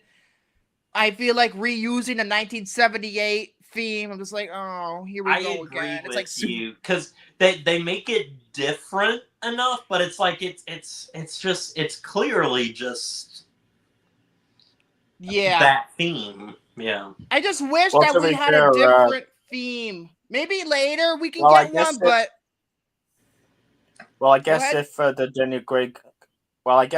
Daniel Craig Bond movies can use the classic Bond theme, I don't see why. Well, granted, all the Bond themes use it. It's not like Superman, when Man of Steel, they took a break, used the Hans Zimmer theme. James Bond theme is in all of them, regardless of continuity. So that's more understandable. I just wish personally that John Murphy and David Filoni did an original theme specifically for this character instead of just reusing John Williams again. Yeah. Like what we did with Justice League, like we did Superman Returns. I think I prefer the John Ottman version of the theme compared to this one, honestly. I mean, with my review of like Superman Returns and stuff, John Ottman's music, his new stuff, even like that is. I mean, he's amazing. I mean, the definitive X-Men theme is his, not the cartoon, the X2 theme. That's the definitive X-Men theme to me. And he's also an Oscar winner. Oh, right, because Bohemian Rhapsody and that bad editing. Oh my god. I'm sorry, I couldn't say that with a straight face. But yeah, I understand why they decided to use the original theme, because if they use the Hans Zimmer theme again, it's grim dark. Remember, I like Man of Steel a lot, and I wish it got more love. But I understand they're trying to go back. I really like the song they chose at the very end with the last scene into the credits. I like that, and I feel like it fits the ending scene really, really, really well. The rest of the music supervision, it's not that great. I'm sorry. I don't like the song that plays during Mr. Terrific's fight. I rather take score over that. That song takes me out of it. It takes me right out of it. A lot of people were people were praising that fight, and this music just took me right out of that scene. I don't know why. I don't know. It didn't work for me. I know James Gunn's I think Creature Commandos is a better soundtrack than this one did. Because Creature Commandos, that's just James Gunn picking these random songs that he likes and just like doing it. And I think Creature Commandos had a better soundtrack because they put more songs in there. Like, oh, this fits the scene. This doesn't. To me, it doesn't. The ending's pretty good. Not much that needed to be cut. Is there anything else I'm thinking? Oh, I like that one character that Superman was trying to save. Trying to get his kid out of that. I liked him. I wish I had a little bit more with him because I liked him. But I like that character. I mean, and it fits thematically with the movie too. I know this is your review and everything, but I do also want to comment on how when Superman does his like big speech at the end to Lex Luthor. Mm-hmm. I think that speech is so freaking good. At first I thought it was very corny and everything, but then like on a second rewatch, I absolutely loved what it was saying. And I will say this, that a lot of right-wing grifters, sorry but yeah. I already raged about grifters when I'm doing this review, but yeah. Grifters have been like... Oh, I didn't mind the squirrel. I didn't. I was Squirrel. like, oh, I'm okay with the squirrel. I'm okay with the squirrel. Some people Squirrel. were complaining about that, but I'm okay. Go ahead, But- continue. But yeah, like grifters have been like, especially talking about, because there has been a behind the scenes scene that has been revealed and everything of David Cornsweet and James Gunn talking about the big speech that he has at the end with Lex Luthor about, you know, what it is to be human and his greatest strength and everything.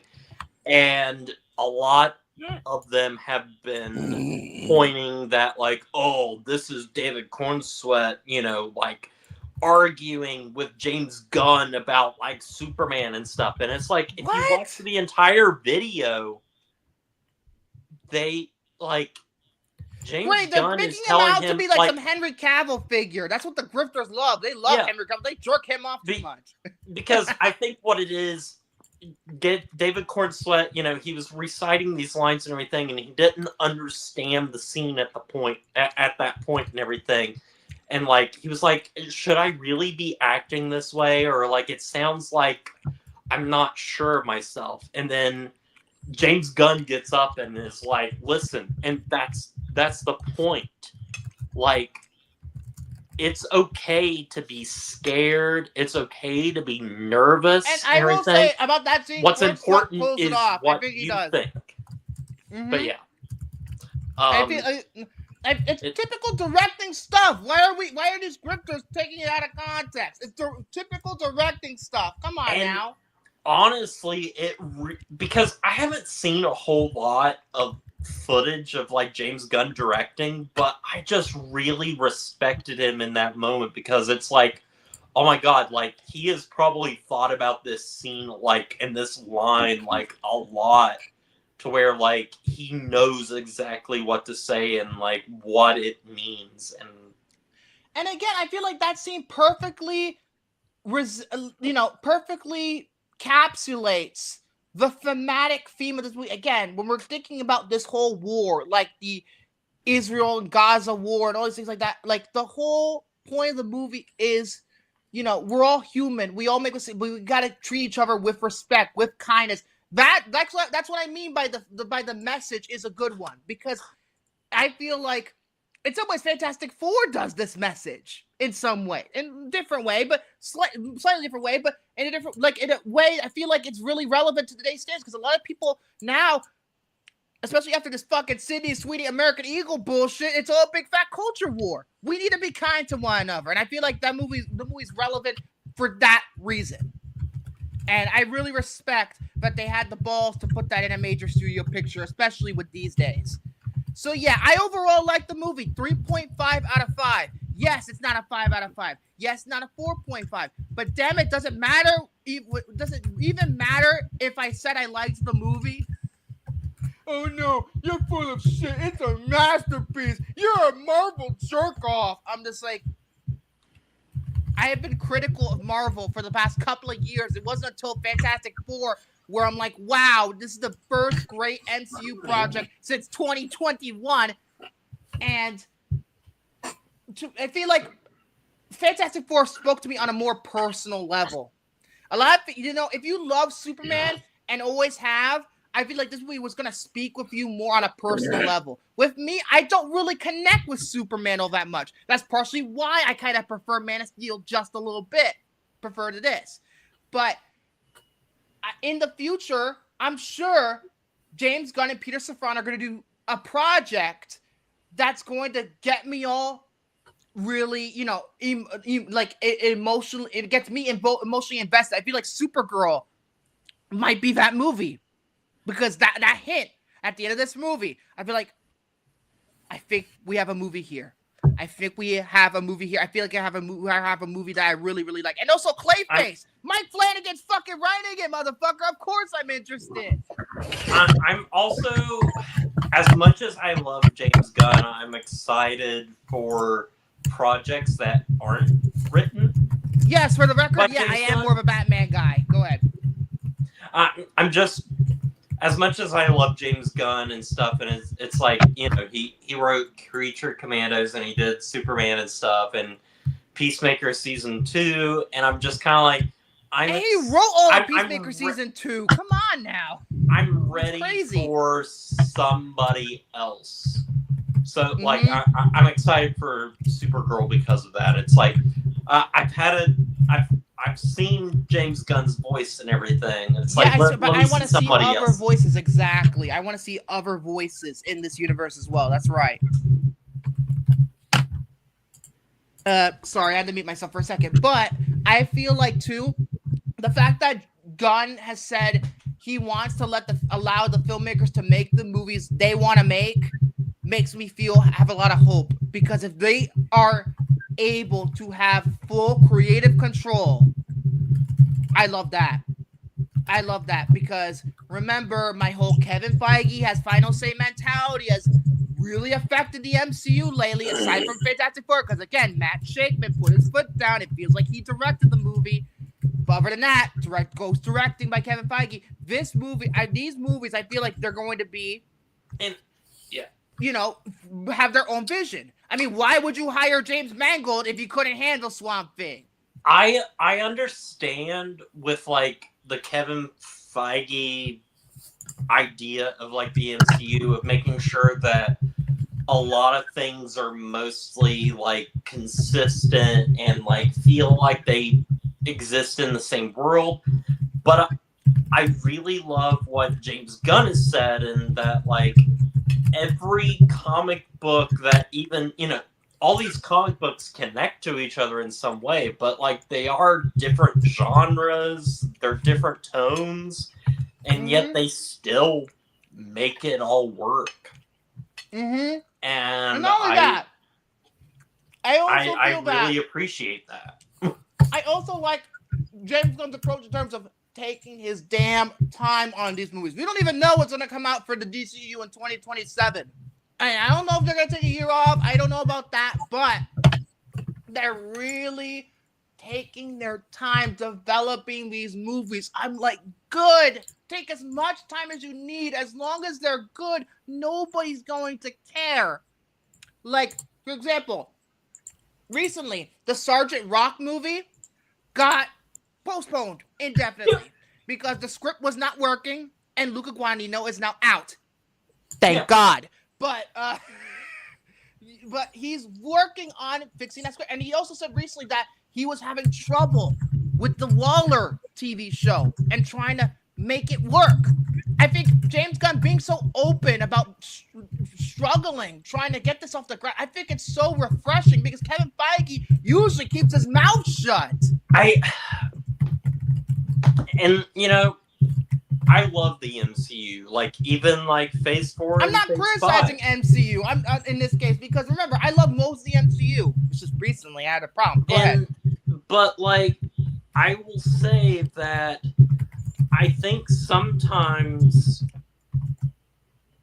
they enter a project and they're not like, I mean, maybe they're confident at the time, or maybe they're not like fully confident, but they're just kind of like, oh, well, they don't say this, but I feel like they're like, oh, we'll fix this in, we'll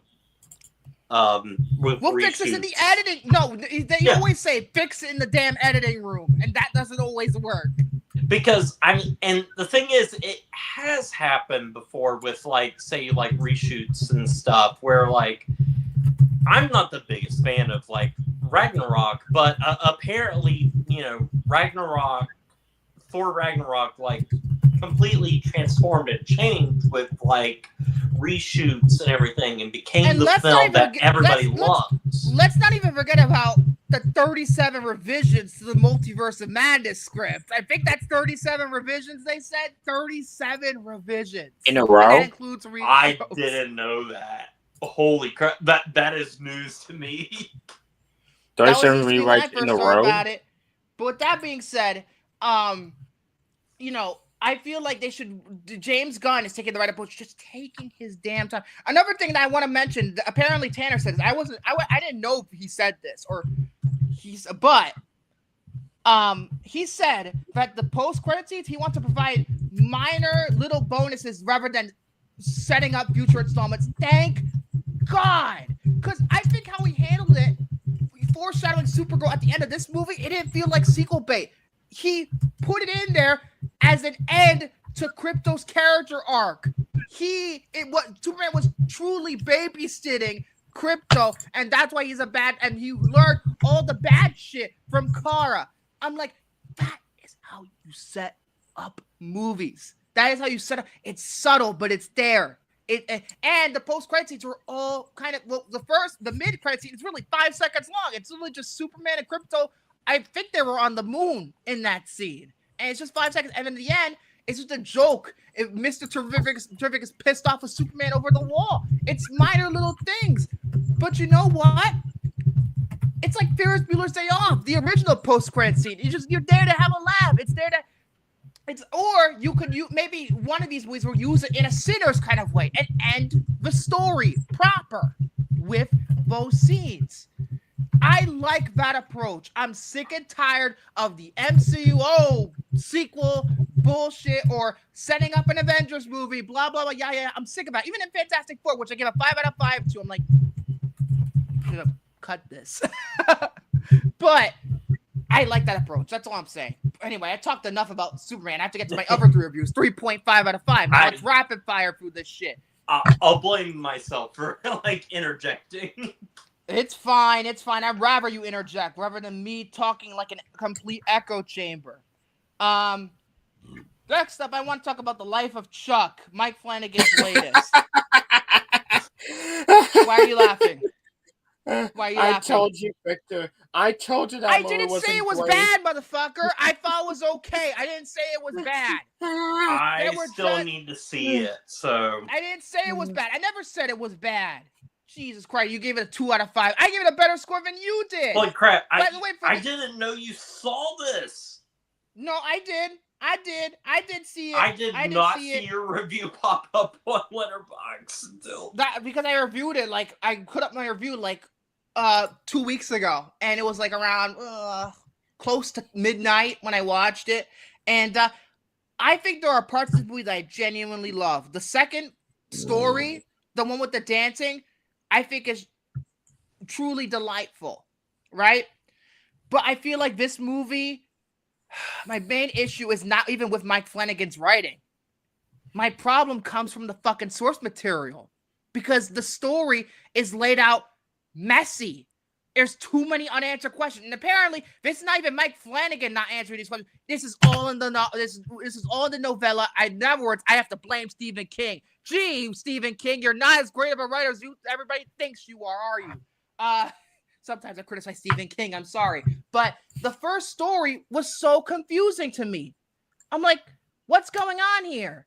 It wasn't until when we got to the third story where I finally realized, oh, that's what happened. That's what they were trying to do.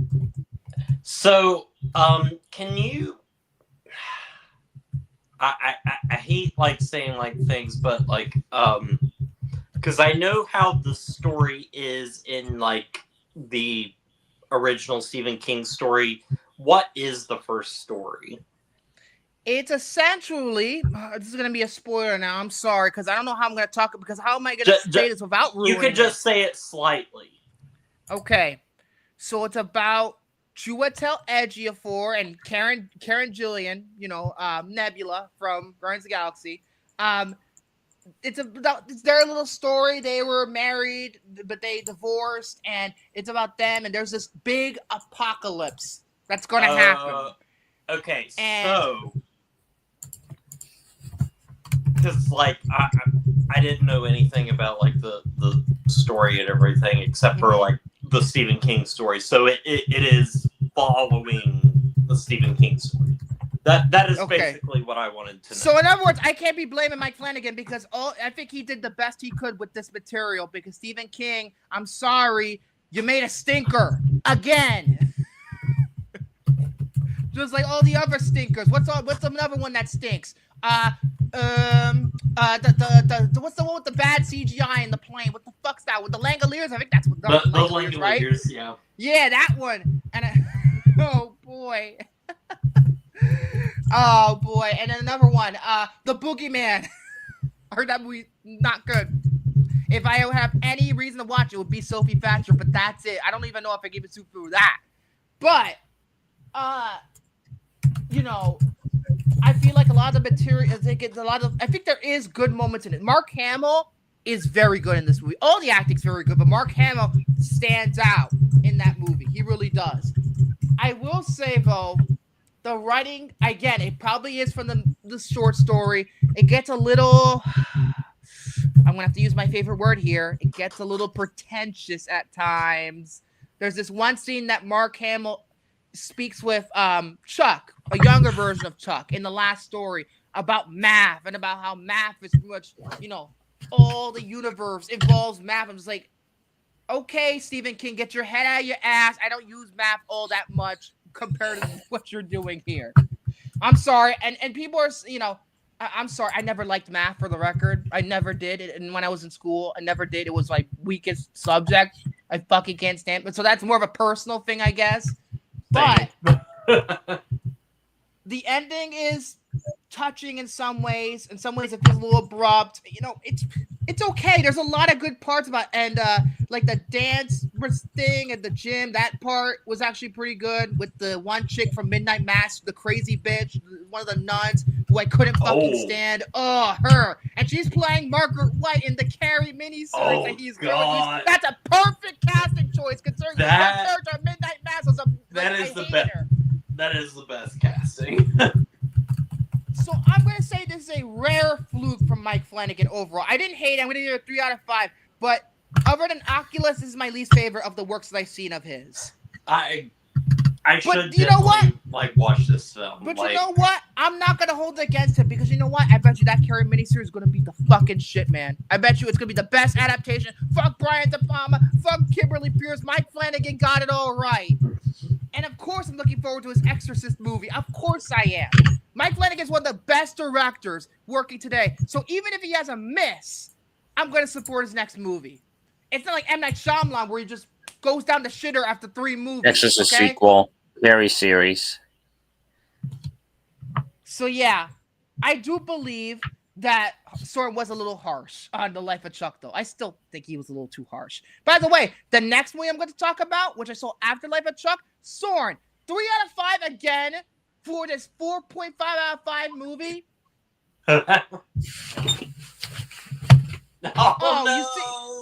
You see, you son of a bitch. I'm going to be talking about Sorry Baby. You might have not heard of this movie. You might have. It made waves at Sundance this year. And it's directed by a first-time filmmaker named Ava Victor. I shit you not. Her last name is my first name. And it's about this woman named Agnes who, let's just say she's dealing with a traumatic event in her life.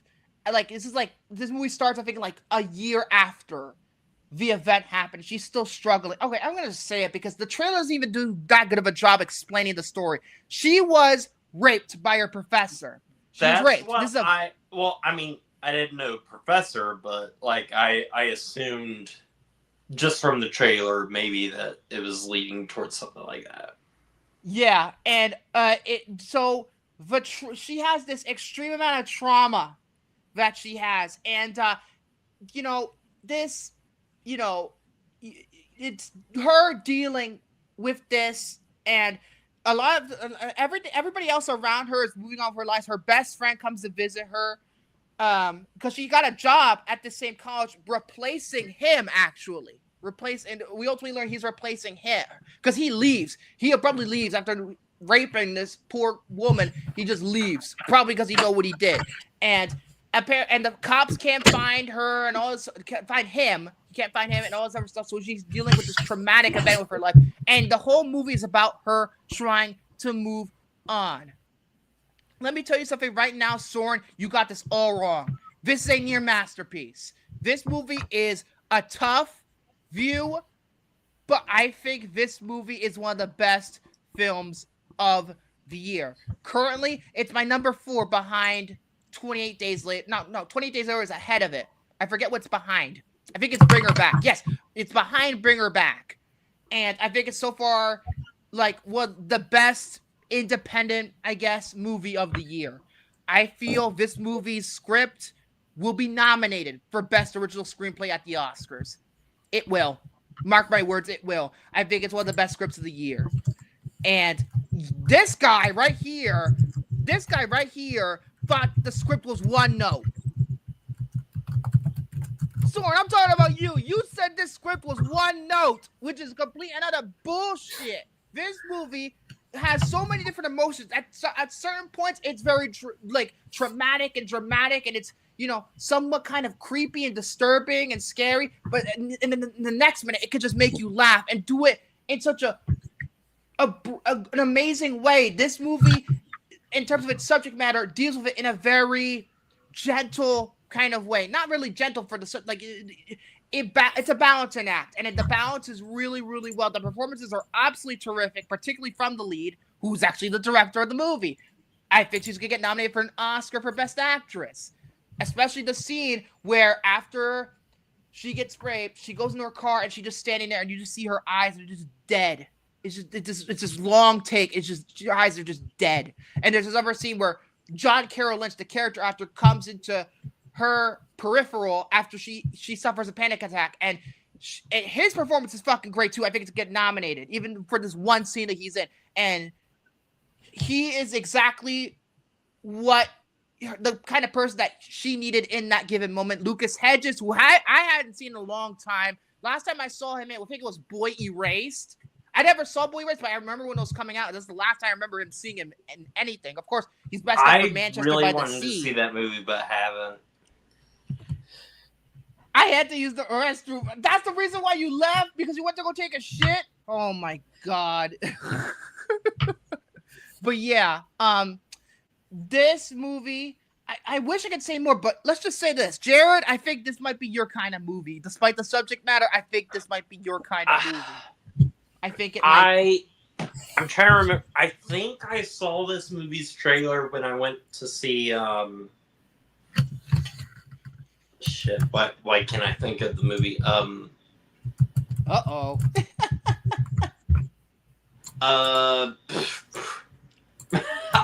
I really can't think. Materialists. I saw the trailer when I went to see The Materialists, and I thought it looked really, really good. But it is really, really, really good.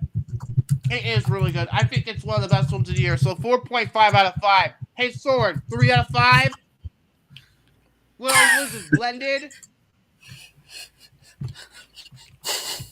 Let's just move on. So mean to Soren. I'm kidding. And the last movie I'll talk about is the... What'd you say? Yeah, never mind. Go on. And the last movie I saw was the movie Together, starring Dave Franco and Alison Brie, the body horror kind of movie. I'll say this quick. I don't have much to say about it. It's good. It's very good. I'm surprised that for a body horror movie, it's as funny as it is. It's somewhat of a comedy at times, and it is very funny. I think they're both really good in the movie. Then again, they're married, so obviously them playing a couple in the movies, well, they're a couple in real life. Obviously, it works because they're married, and they are really, really good in the movie. I feel like it's also very educational because this movie is about over-dependent relationships. So it's very educational. Oh, don't rely on relationships to, improve your happiness. That's kind of the moral of the story. Oh, that scene's funny. I thought it was real. Since I don't know, since when do I know anything about mildew? That part is very, very funny. I do agree with that. And it, it has a message, a cautionary tale about overly depending on your significant other to make you happy. And I feel like it does that message really well.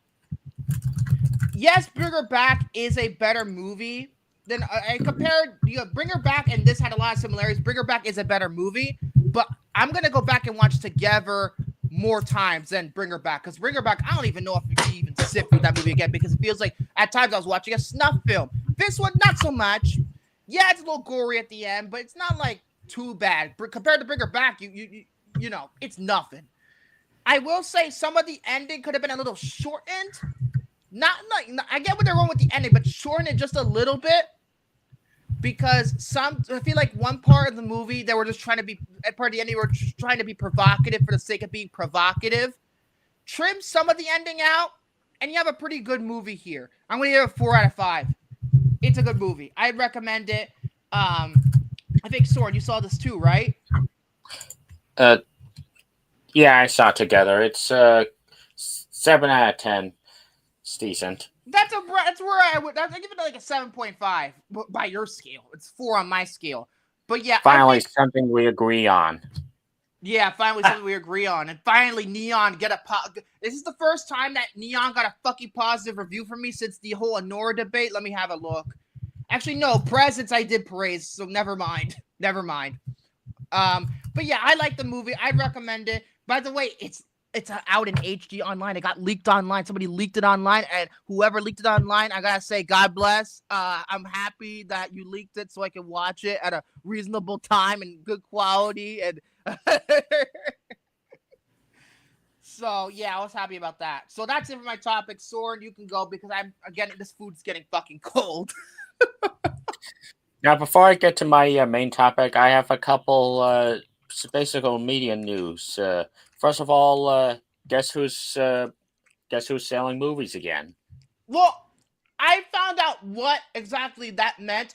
Apparently, Best Buy is now putting in third-party marketplaces onto their website, which means I believe physical media is going to come back to Best Buy. What? Because through the third party, online only, because through the marketplace.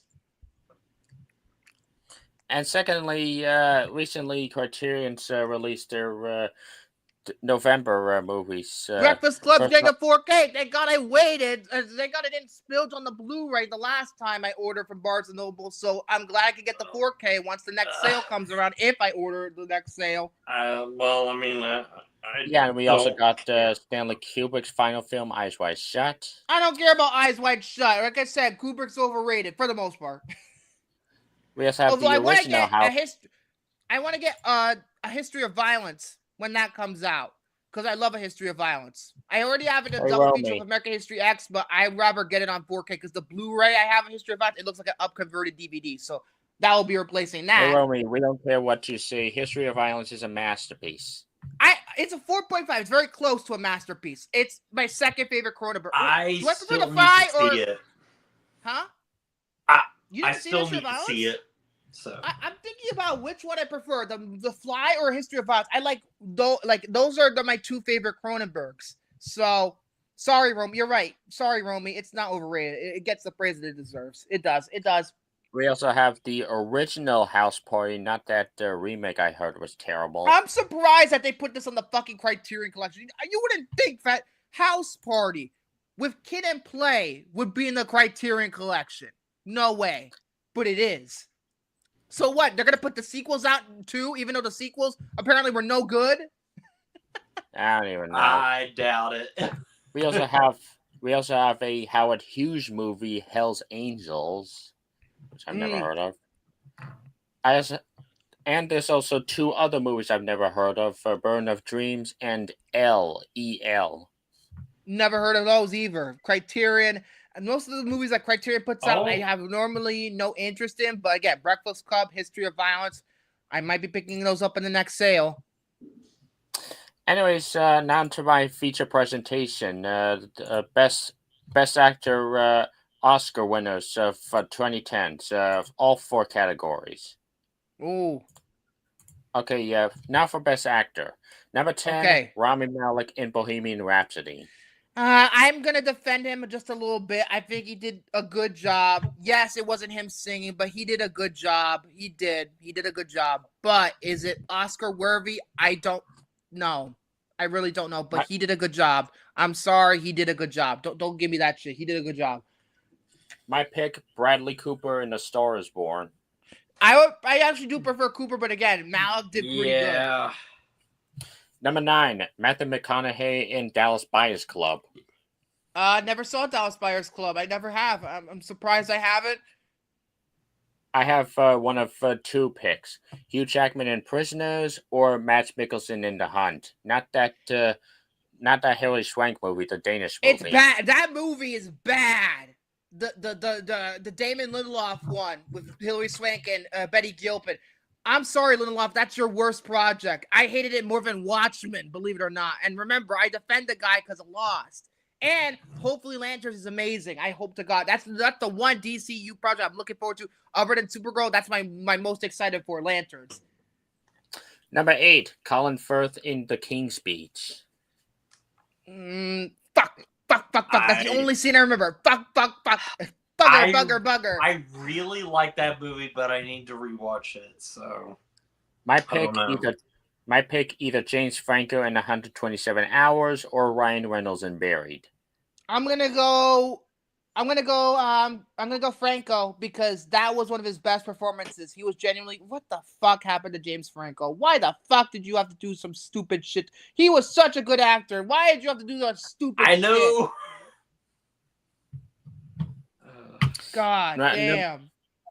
Number 7, Jean Dujardin in The Artist. Oh, I never saw The Artist. I'm sorry. My pick, Michael Fassbender in Shame. 2011 was a pretty fucking weak year for movies, so I'm gonna be desperate. Say Andy Serkis, Rise of the Bloody Apes. It's you could argue about supporting, and Franco's the lead. Hold that thought, because I'll mention him later. Number 6, Eddie Redmayne in The Theory of Everything. Look what happened a month prior to that movie coming out. Jupiter Ascending. Number 5. Well, not after the Oscars. Before the Oscars, Jupiter Ascending came out, right? Or was it after? Oh my God! It was before the Oscars. Yeah, secondhand embarrassment. Number 5, Daniel Day-Lewis in Lincoln. I heard that is a great movie. I haven't watched it yet. It's one of the Spielbergs I need to get around to. I really like that movie, so. Number 4, Leonardo DiCaprio in The Revenant. I think he deserved it. Number 3, Casey Affleck in Manchester by the Sea. Again, he deserved it. Say what you will about the guy, but he deserved it. Number 2, Gary Oldman as Winston Churchill in The Darkest Hour. Oh, Darkest Hour. Why? That movie's fine. And number 1, fine. And number 1, Joaquin Phoenix in Joker. He's great, but he's no Heath Ledger in my opinion. But he's great as his own Joker. Heath Ledger is the best Joker, though. Oh, no. Actually, no, I take that back. Jared Leto, he's the best Joker of all time. You are all misunderstood. He's the best Joker of all time. He was so good. He ate rats. He ate rats. He did things to make people uncomfortable. Obviously, I'm kidding, but you know what I meant. Now for Best Actress. Number 10, Meryl Streep in The Iron Lady. Fucking Meryl Streep again. My pick either Rooney Mara in Girl with a Dragon Tattoo or Tilda Swinton in We Need to Talk About Kevin. I don't know about 2011. I don't know. Number 9, Cate Blanchett in Blue Jasmine. There was somebody else who I thought was going to win. Was it Sandra Bullock? Yes, I think it was Sandra Bullock who I wanted to win. Who was my pick? Number 8. Sandra Bullock was your pick? Sandra Bullock in Gravity. Yes, of course. Yeah, I agree with that sentiment. I think it's her best performance to date. Number 8, Renee Zellweger in Judy. She should have won the Oscar for Jerry Maguire, but no. We gotta give it to Juliette Binoche for The English Patient, even though it put everybody to fucking sleep. My pick, ScarJo in Marriage Story. Hey, Lucas. 2019. ScarJo in Endgame. That's supporting, arguably. Because she's only in it for the first half, then she dies. So, let me think about 2019 for a second. There's has to be fucking something here. You know what? Let me take this time to look at fucking 2019 movies. If I can even have fucking one that I would even, because I was paying attention to what I was watching at the time. I don't even know. I don't know. Genuinely, I don't know. What? Anna de Armas for Knives Out? She's technically the lead, not Daniel Craig. So I mean, number seven, Olivia Colman in The Favorite. Bullshit. That's more of a supporting role. I don't know why the fuck she won. My pick, either Lady Gaga in A Star Is Born or Toni Collette in The Hereditary. Shoot me. Fuck Hereditary. Fuck Hereditary. Fuck you, Ari Aster. Thank As God much Shane's as not I here love because these two movies, I would say Lady I know Gaga. Toni Collette would agree with me. I know. Lady I love Gaga Toni was the better. Collette in that movie, Lady though. Gaga was the better choice in my view. Thinking about it now, Lady Gaga was the better choice. It was. Number 6, Frances McDormand in 3 Billboards. Sally Hawkins should have won. I will forever my pick, maintain that Sally she should have Hawkins. won. Frances McDormand is a phenomenal actress, but again, I can't stand 3 Billboards. It's not even her fault. Her performance was great, but the character, I just had a hard time rooting. I had a hard time rooting for anybody in that movie. Number 5, Julianne Moore in Still Alice. I never saw that movie. My pick, Rosamund Pike in Gone Girl. 2015 is that? No, 14. Oh, That's 14. Rosamund Pike is so good. Now, because I haven't seen Gone Girl, I'm gonna go with fuck it, Emily Blunt, Edge of Tomorrow. Number 4, Brie Larson in Room. She deserved it. If memory serves, I'm thinking about it now. Think, Victor. Yes, she deserved it. Number 3, the trippy Best Actress winner herself, J. Law in Silver Linings Playbook. I never saw. Is it crazy? I've never seen Silver Linings Playbook. The reason why is because I've only seen one David O. Russell movie in my lifetime. That is Three Kings. It is a great movie. But then, I found out about I Heart Huckabees and all that stuff. I worked on this fucking thing for 3 fucking years. Number 2, Emma Stone for La La Land. Something tells me, even though I think La La Land's overrated, that she deserved it. If not, my backup would probably go to maybe Mary Elizabeth Winstead and Ted Cloverfield Lane. Maybe Felicity Jones of Rogue One. And number 1, hey Vic. What? Natalie Portman in Black Swan. I have not Aronofsky, that's all I have to say. I can't with that guy. I really can't with that guy. So out of all the ones I've seen here in terms of the actress, I'm gonna go with either Rebecca Hall for the Town, or maybe Marion Cotillard for Inception, or is Elliot Page, who is not a woman anymore, the main actor in this case in that movie. It's awkward, I know.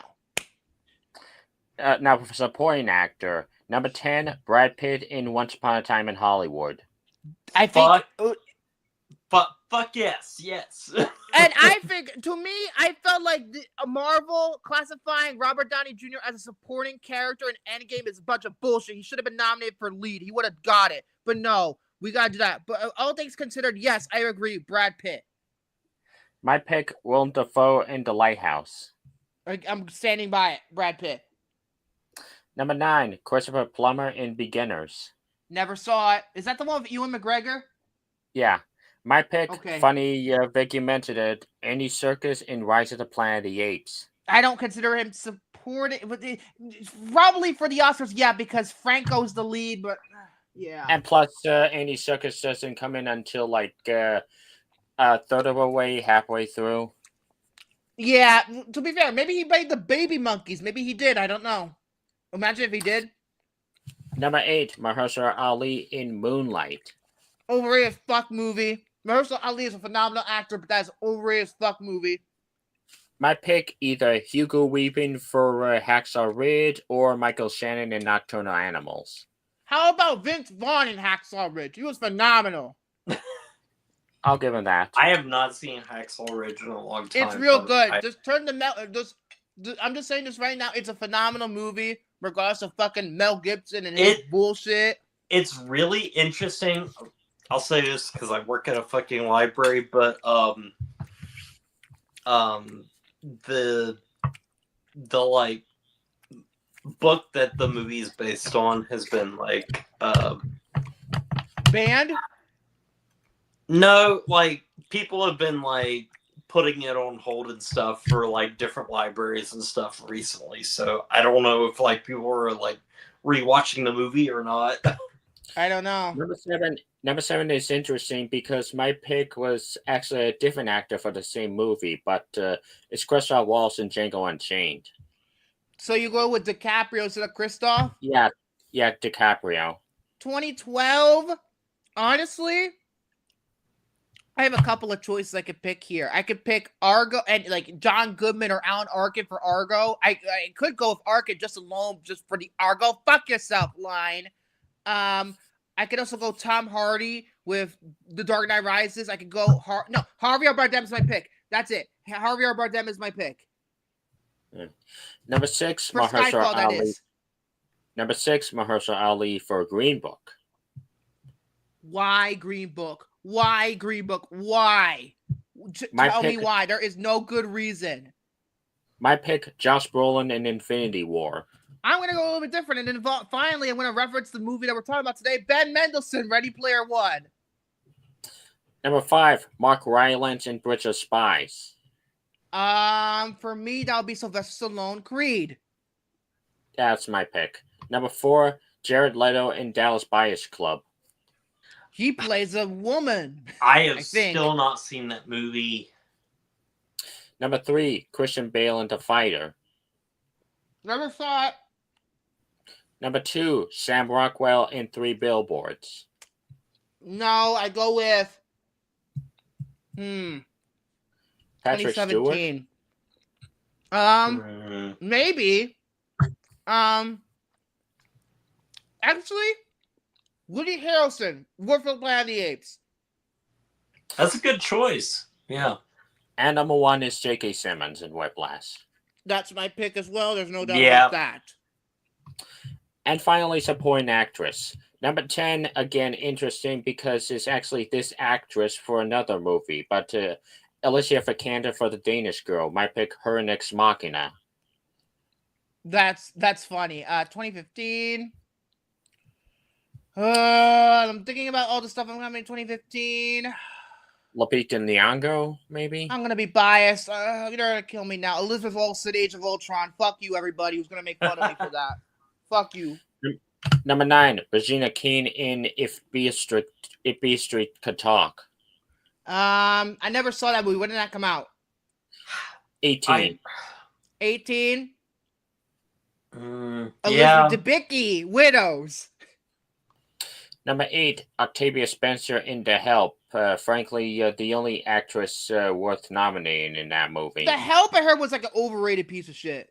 I heard that everybody's turned on that movie recently. In 2011, I'm looking at it now. A lot of these movies are like male testosterone movies, so I have to be very.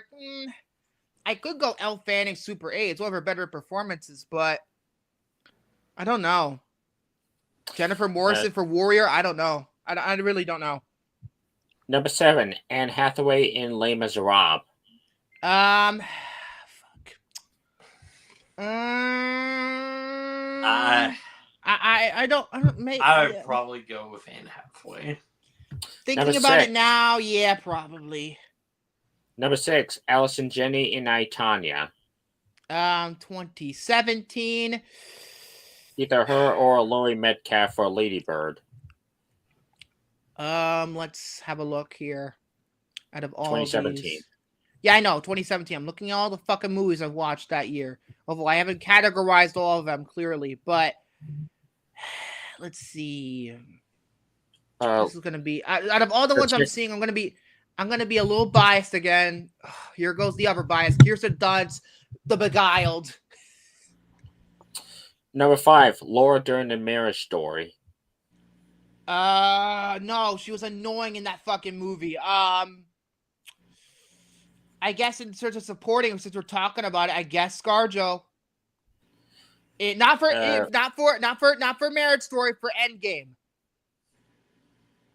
Yeah. Number 4, Melissa Leo in The Fighter. What 2010 movies I've watched? I guess I'll go Marion Cotillard on this one for Inception. I'll go with this. I'll go with that one. Number 3, Patricia Arquette in Boyhood. I think. Did she deserve it? I haven't seen Boyhood in a very long time. But Boyhood, but I haven't. watched it in a while. It came out in 2014, right? She is really 14? good in Boyhood. 2014. So. 2014. Okay, that makes my job a little harder. It's a little hard. I guess I'll go with, I don't know, Anne Hathaway for Interstellar, maybe. Maybe Kristen Wiig for the Skeleton Twins, although that could probably be considered lead. I don't know. I don't know. I haven't seen enough 2014 things. And number 1, Lupita Nyong'o in 12 Years a Slave. 2013. That is. I think she probably deserved it. Yeah. I think she deserved it. And that's it. It's not just because it's one of my favorite movies, but. And that's also it for the 2010s. Yeah. And that's it for the 2010s. Next week is the 2000s. Also, another thing I wanted to mention for Best Actress for 2012, I found my pick finally. I finally figured it out. Jessica Chastain, Zero Dark 30. Seriously, good. Yeah. That's a good choice, yeah. And that was her career best, and now, what is she doing now? I don't know if since Dark Phoenix fucked her career. She did win an Oscar for playing Tammy Faye, but... yeah, but who saw that movie?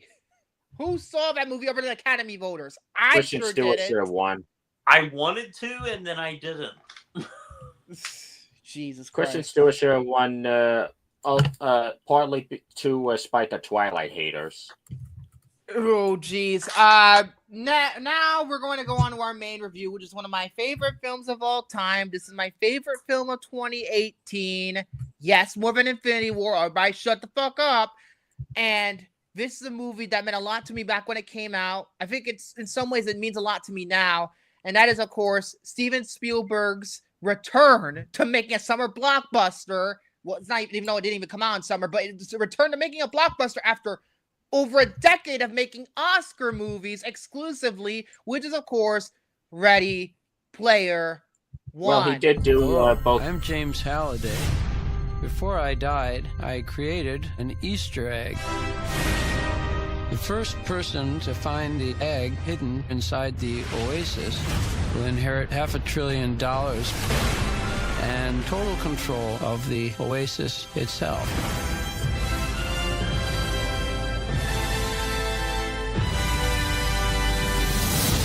Ready Player One.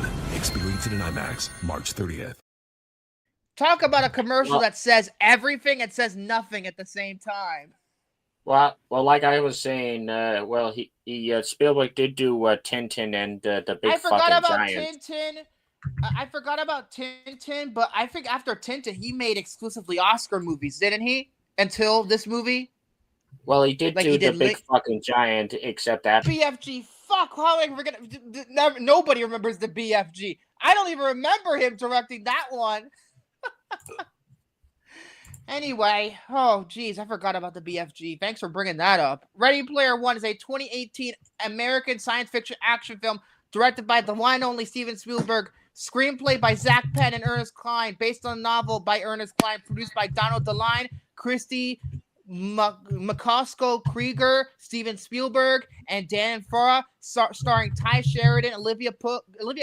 Excuse me, fucking pronounce. I'm going too fast. Olivia Cook, Ben Mendelsohn, T.J. Miller, who we do not talk about anymore. Simon Pegg and Mark Rylance. Released on March 29, 2018 by Warner Bros. Pictures, Village Roadshow Pictures, and Amblin Entertainment.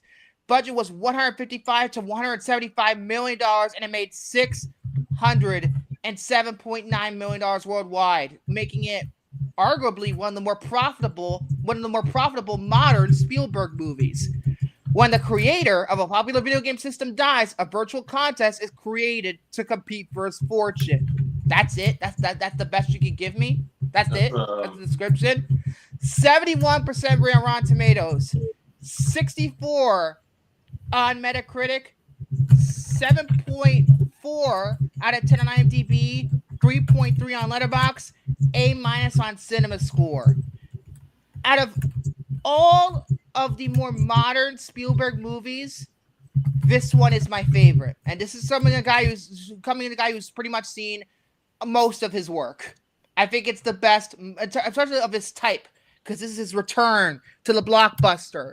And this movie, when that Comic-Con trailer, that teaser, the Comic-Con trailer hit, I'm telling you right now, when I saw that, I'm like, this is gonna be one of the greatest movies I've ever seen in my entire life. I mean, go back and watch that Comic-Con trailer again. That is one of the best trailers, especially teaser trailers, to any movie ever. That's the one with the instrumental version of Pure Imagination from Willy Wonka and the Chocolate Factory. That one, that is one of the best trailers ever. It tells you nothing, but it tells you everything. Now, in terms of how my experience with this movie, I saw it in theaters in April of 2018. I saw it 2 weeks after it came out, and I fucking loved it ever since I saw it.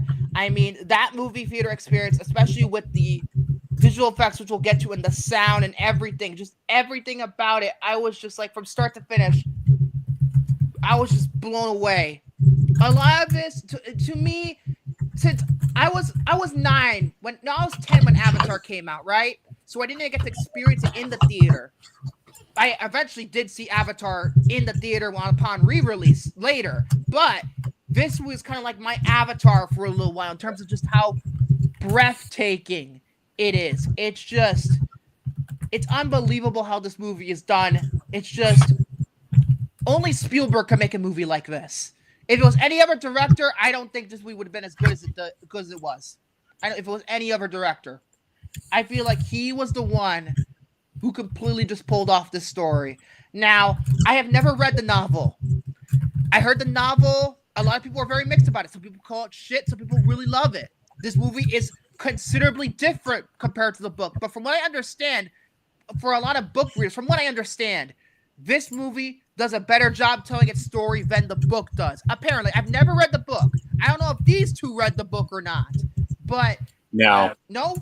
Okay, so we're only going based on, we can't go by the adaptation rules here, folks, because I don't know what's in it.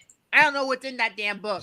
But as a movie by itself, I feel like, yes, it is a love letter to pop culture, first and foremost. It is a love letter to people. Some people in the network called it a love letter to the 80s specifically. No, I think it's a love letter to pop culture in general. Because there's a lot of things in this movie that are not from the 80s that are present in it. Like fucking Master Chief shows up in this movie. This movie, it could have easily been professional fan fiction, but it doesn't feel that way. You just feel immersed into this world. Like, the world building is immaculate in this movie. I think it's absolutely immaculate. And you in some ways, you kind of wish that a virtual world existed like that in some ways. I feel like it makes our imagination go wild. However, I will say this. Upon revisiting this movie, I feel like there's something else this movie's trying to do. And I didn't notice it when I was 18. This movie is more so a commentary about our relationship with technology. I mean, the future of 2045 uses the Oasis to escape from the post-apocalyptic shit that's outside their window. I mean, it's set up to where, all these wars and things happen before the events of this movie, and these people are using it to escape. And this movie is about a corporation led by Ben Mendelsohn who's trying in some ways to manipulate them to manipulate their escape. Like, for example, it kind of reminds me what's going on with a lot of social media today. Not to get political, but they're manipulating things because Trump tells them to do it. Especially you, Zuckerberg. I'm looking at you. But you could argue Ben Mendelsohn is kind of the same way in this movie because he's trying to win this contest to take control of the Oasis so he can put ads everywhere. I mean, isn't that what Zuckerberg's kind of doing right now, except with AI? I mean, that's what it reminds me of. That really does. And I feel like the ultimate message of the movie is that, yes, the Oasis is this wondrous, amazing place, but we need to be present in reality. That's what the ultimate goal, that's the ultimate message of the movie. We need to be more present with our lives outside of the screen. It doesn't say it in some preachy way either. I think it does a really great job saying that. And I'm surprised I'm the only one talking. I mean, I didn't really think of those scenes while rewatching this, but honestly, after you've spoken about them, I kind of am a little more convinced. See, I mean, I think the movie was a little because I feel like, remember, this is a post-apocalyptic future where nothing is good. In other words, I think the movie was kind of ahead of its time in terms of depicting our relationship with technology when COVID hit. This is pretty much what we did. The thing is, I thought I was gonna end up stating my thoughts towards the end of this movie because I hate saying it that I don't like this movie as much as you or Soren do. Oh, great! Here comes the fight. I know. I'm sorry, but finally, he's the one who actually has saying that stuff.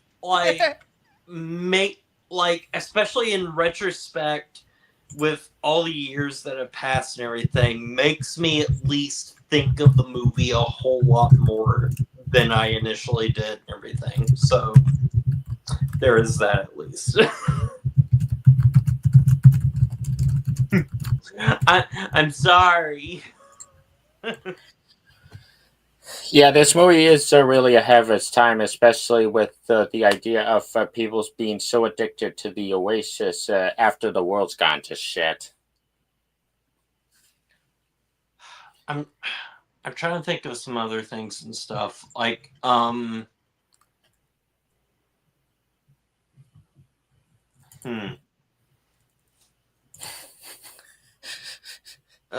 fucking mute. I realized that I was fucking muted this entire time. I was gonna say this right now. Oh god. This is like Minority Report all over again. This is like Minority Report. You were like, "Oh, I didn't like it. It's too long." And again, you said you did like it, but you said it was too long. Yeah, I know, but shit. I mean, I feel bad because I do like Minority Report more than this movie. I do too. Don't get me wrong. I love Minority Report. It's a 5 out of 5. Yeah, Minority Report's slightly higher. Should I just get some of my thoughts out of the way? Okay. Let's see if I can balance that out. But let's see if I have a balanced take. Let's go. I feel because I'm not as in. I was never into this movie as much as everyone else was. Because okay. Granted, it's a very divisive movie on Letterboxd. I don't even try to talk about it because people say the stupidest shit. It's trying to say this movie is shit over stupid reasons. But go ahead. Because I felt bad when I initially reviewed this movie because I think that this was my first year on YouTube, so I was starting to get an audience, and this was when I finally entered the not just the Fantastic Forum and stuff, but I met Gary, I met Romy and everybody. You met me because we bonded over Unplanned being a hunk of shit.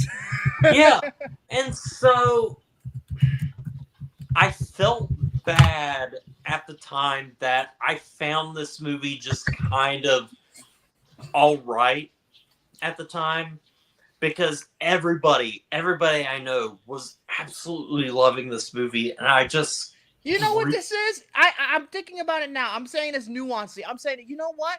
I feel like your reaction to this movie is what everybody else felt about Avatar, except for you or me. I know, because when I was watching this movie, I was thinking of Avatar and how everybody thought about that movie, and I felt so bad rewatching this movie and thinking this is how some people think about Avatar, because there's sometimes with this movie where I feel like it's good and it's entertaining, but I'm just not connected with the characters, and I feel some of just nostalgia overload, but at the same time I'm captivated by movies that do use nostalgia.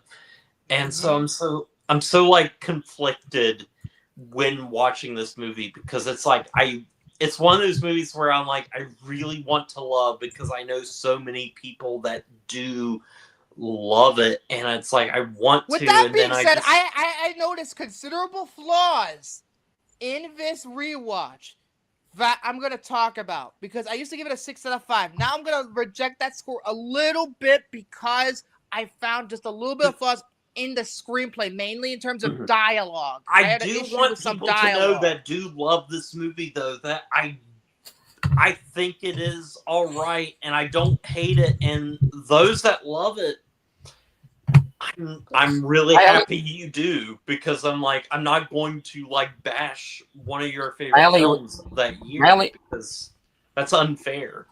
To be honest, my only real problem with this movie, and it's the only reason it's not a 5 out of 5, is because while Ben Mendelsohn does do his best, he's just your typical shitty businessman.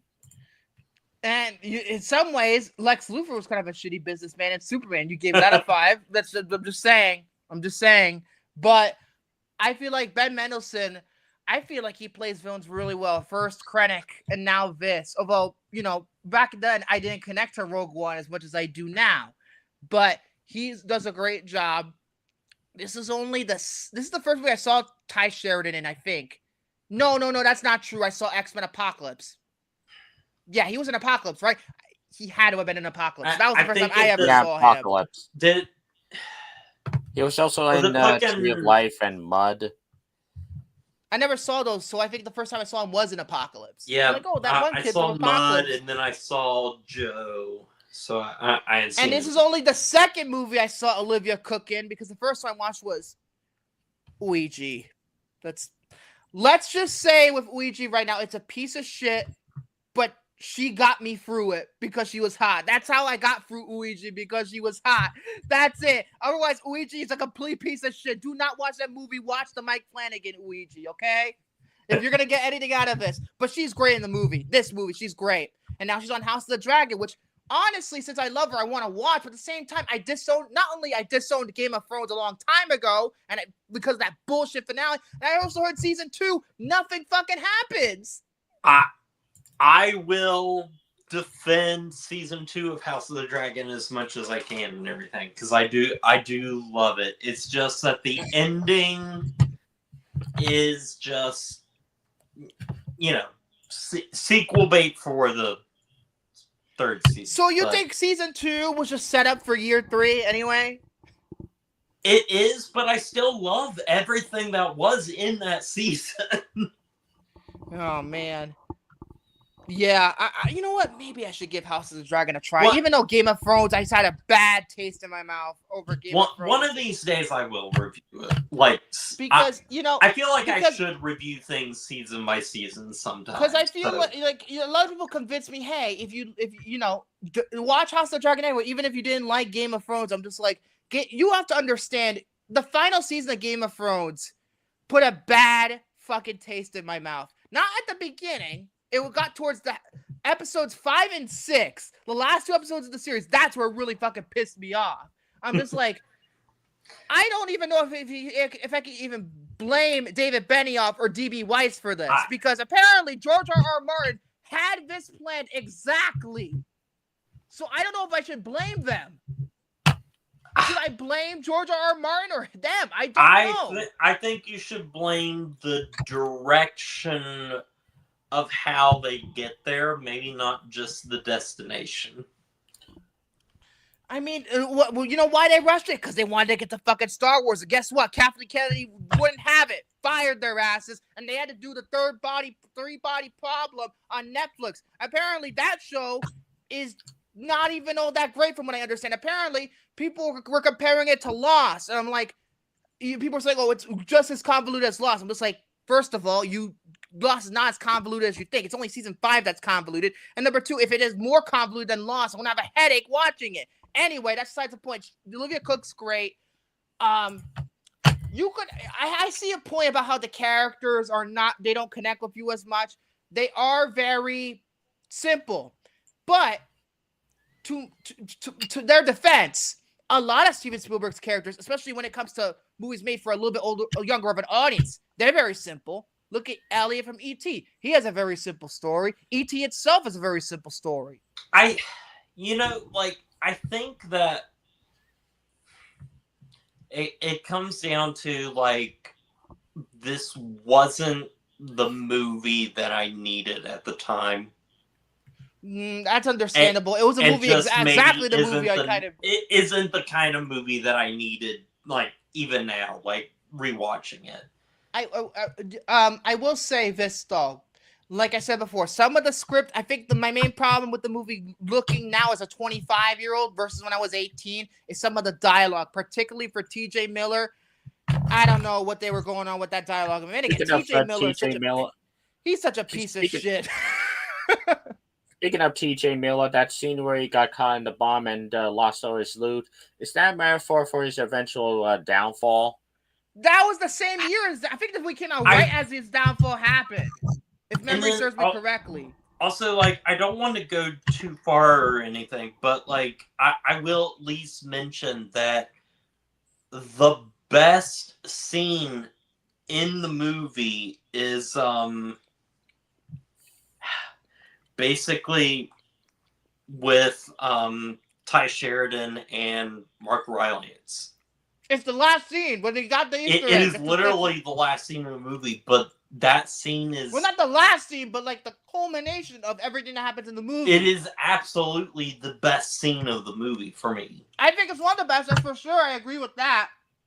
I agree with that in terms of the writing of it, because that's one of the better written. I think some of the other flaws, looking back now, I feel like they spent too much time. Like, for example, when they're trying to find the game to beat this challenge, the Atari game. And this one chick comes up with Adventure, released on the Atari 2600, 1980, blah blah blah. I'm just like, no, that's late. That line of dialogue was made only for the audience. Nobody would talk that way. She would just say, "Put in Adventure, see what happens."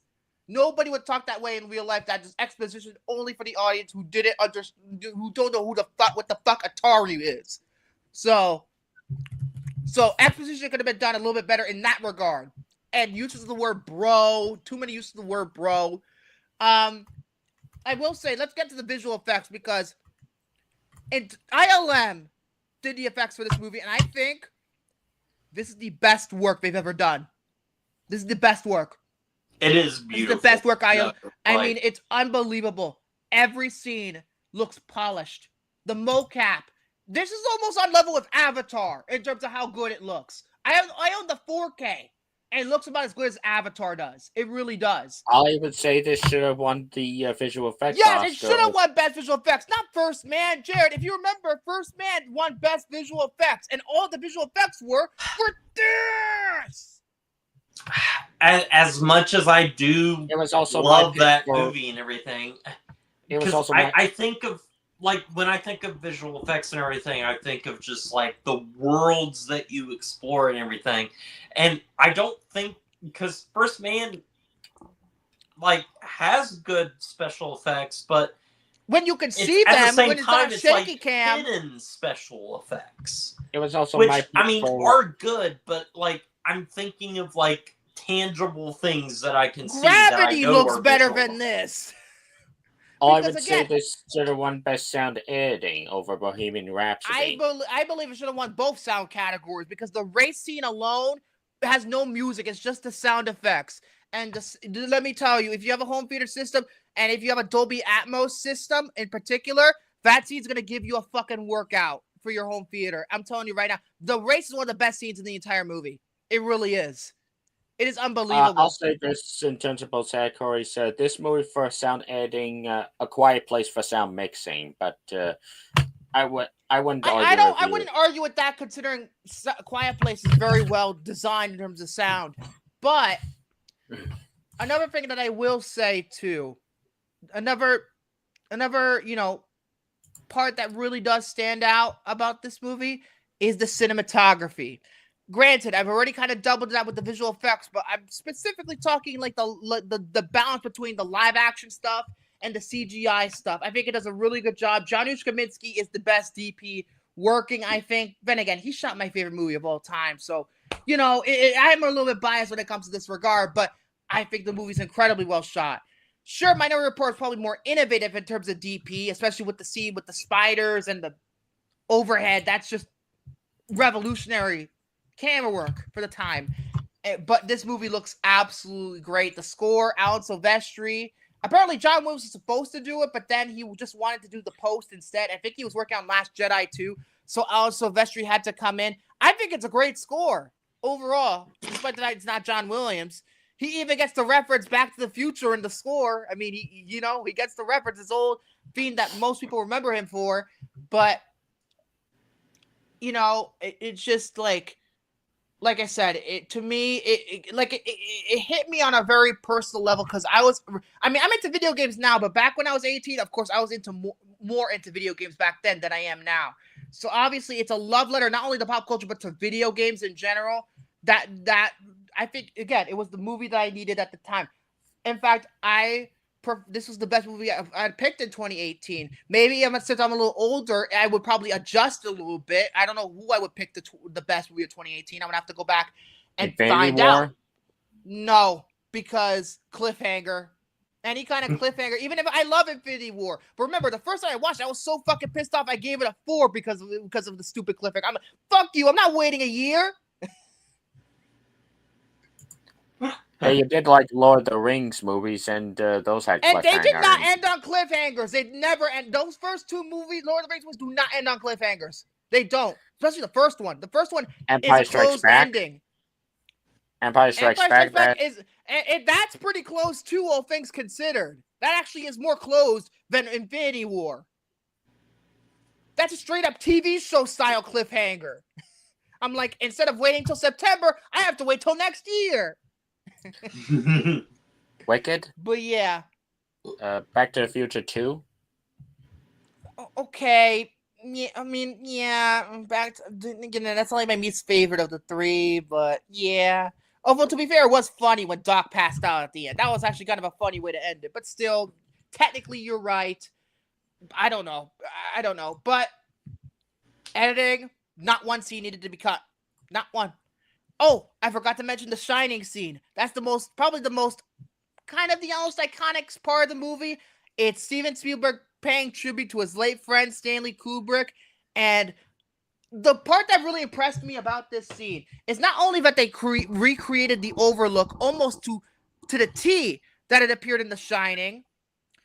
Okay, but I'm looking for blended the live action and the mocap so well. I mean, it's unbelievable in that scene. Okay, I'm looking through your Letterboxd. It seems like you gave Fallout, Searching, and Night Comes for Us a 5 stars. So yes, I did. I mean, looking back, I think if I'm an adult, I'd probably prefer Mission Impossible Fallout because me and Jared are in agreement. Fallout's the best Mission Impossible movie. It really is.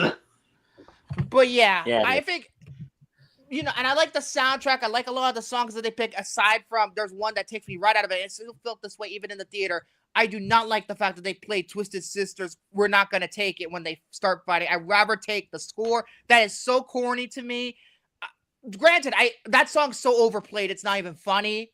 I can't stand hair metal except for maybe Guns N' watch the Roses. Peacemaker Season 2 trailer then, if you think it's overplayed. Oh, for fuck's sake. They played in that trailer? Shoot me. I hope it doesn't play in the show. But, yeah, that song's over. It doesn't fit the scene whatsoever. I would take score. It's like, for example, instead of in Endgame, when, you know, Avengers Assemble, then Alan Silvestri just blares the Avengers theme loud in that, and it's just like a completely satisfying moment. Think about that scene, and they took that out, and instead they put in the Macarena. It doesn't fit. Don't get any ideas about editing that shit to the Macarena. Just don't. But it's okay. Yeah. I already got the Hotel Transylvania 3 climax for that. Oh, Jesus. But, you know, yeah, I love the climax, all things considered. I think, you know, it's a very heartfelt movie, especially, you know, I think it's one of it. To me, I think I cracked the code, Jared. Are you a fan of the movie Hook? I am. Yeah. I like I've it. cracked the code because people who grew up with Hook, we have our equivalent in Ready Player One. This is the modern Hook. I've cracked the code because Hook was a divisive movie when it came out. And the thing is, I grew up with Hook. And I grew up with we cracked the code. Okay. 2 different generations. We cracked the code. Yep. We cracked the code. So, and I never grew up with Hook. Because it's so one of those things where, like, Hook, I will always defend. But I feel like this is the modern equivalent of Spielberg's Hook. And by the way, I've never seen Hook. Never have. That probably tells me I'm not going to like it. It was going to be opposite day if we ever do that one. But yeah. It is a flawed film, but, like, again, it's one of those... Because I've told the story and everything about how, like, I love dressing up. Like, I dressed up as Peter Pan and everything, but at that point, I had never actually watched the animated Peter Pan. I only grew up with Hook. Yeah, I do agree with that. But, no, I don't agree with that because I never grew up with Hook. I grew up with the original Peter Pan. Fuck, I'm an idiot. So obviously with me, I connect to this movie differently compared to other people, which is fine. A lot of people, we have a lot of different movies that we can connect with. Yeah. I just feel like it deserved a lot more awards attention than just the visual effects and the sound, in my opinion. Yeah, there's some issues with the screenplay when you really get down to the nitty-gritty to it. I'm not gonna go so far. I'm say it's a 6 out of 5 for me anymore, but I'm still gonna give it a 5 because of how much it meant to me personally at that time and how much it means to me to this day. So I'm gonna reject the 6, give it a 5. 4.5 out of 5. I guess you're gonna give it a 3 out of 10. No, not 3 out of 10. 6 out of 10. It's a 6 out of 10 for me. 6 out of 10. It told you. Yeah, I find it fine. I find it fine, but there are things that I really do enjoy with it. I still think it's a good movie. Like, nonetheless, I still think it's a good movie. And, like, I understand why people like it. Yeah. I feel like, again, this generation's Hook is this movie. Previously, if you grew up in the late 90s, you grew up with Hook. But I will say, in terms of... I'm on the thing now. You're interrupting me. Oh, hold on. Whoops. Damn it. Fucking mistake. Okay, so next week, I wonder how you're gonna feel. I wonder how you're gonna feel, but we've already planned it, so we're going American Mary. Apparently, according to Shane, he's going to join us, even though he is technically on hiatus for the next 4 weeks, but he wants to come. Because, of course, because the Catherine Isabel movie, of course he wants to fucking come. Not like that. He doesn't want to come like that, but he wants to come. I guess I'm going into this movie blind because I've never even heard of this movie until Vic. It's on Tubi. If you have Tubi, if you have Tubi, it's right there. It's right there on Tubi. Or not Tubi. Oh, Jesus Christ. Or you can just pirate it like I'm probably going to do. But yeah, let's just say if you enjoyed our Ginger Snaps review, you're in for a fucking good one. We're in for a fucking good one. By the way, Soren, have you done your assignment yet? Yeah, I watched Ginger Snaps. It's a great movie. See? Even he likes it. Yeah, better than Jennifer's Body. Fuck that thing. Yeah, Karen Kusama and Diablo Cody. Let's just plagiarize that movie from start to finish. Anyway, that's enough me ranting about Jennifer's Body for a moment. Maybe next week I'll talk about it. At least until we cover Jennifer's Body on this podcast. If I don't have that I have that damn veto power. I wish I could disconnect the human centipede, but I can't right now. So I have to wait till I can abuse that veto power and go for. And then next week we will spin the wheel. That's for fucking sure, just because of how the game ended and everything. And next week I will have a game. Remember back when Jared, you came on? I think one of the first episodes we did guess the logo. Yes, I remember that. I'm going to be doing something similar to that. Very Movie similar. themes. Okay. No, not the logo theme, but maybe themes for movies in general. That's what I was thinking. Yeah, that's what I'm Maybe saying. the logo theme can come back later, but I feel like maybe main themes for music. So that means I'm so glad we're not monetized because it'll take down our video immediately if we were monetized. So yeah, that's it. That's it for this week. And oh fuck, I remember I have to fucking get around to Jurassic World Rebirth. Oh no, I don't know if I'm gonna hate it or not. I don't know. I just watched boring. it. Oh jeez, but yeah, that's the plan. And we're doing American Mary Then and whatever comes up. And by the way, Hunter, to comment on something you were talking about before when I was talking about the box office after I finished with my Fantastic Four thing that I needed to talk about. I was ranting about Sydney Sweeney. I was ranting about Americana bombing so hard. Well, not ranting, more like saying that her career might be fucked if the housemaid bombs, which considering it comes out on Christmas Day and Avatar's already out by then, it probably will bomb, especially with SpongeBob. Let's call it Aqua Bob. They're gonna murder her career.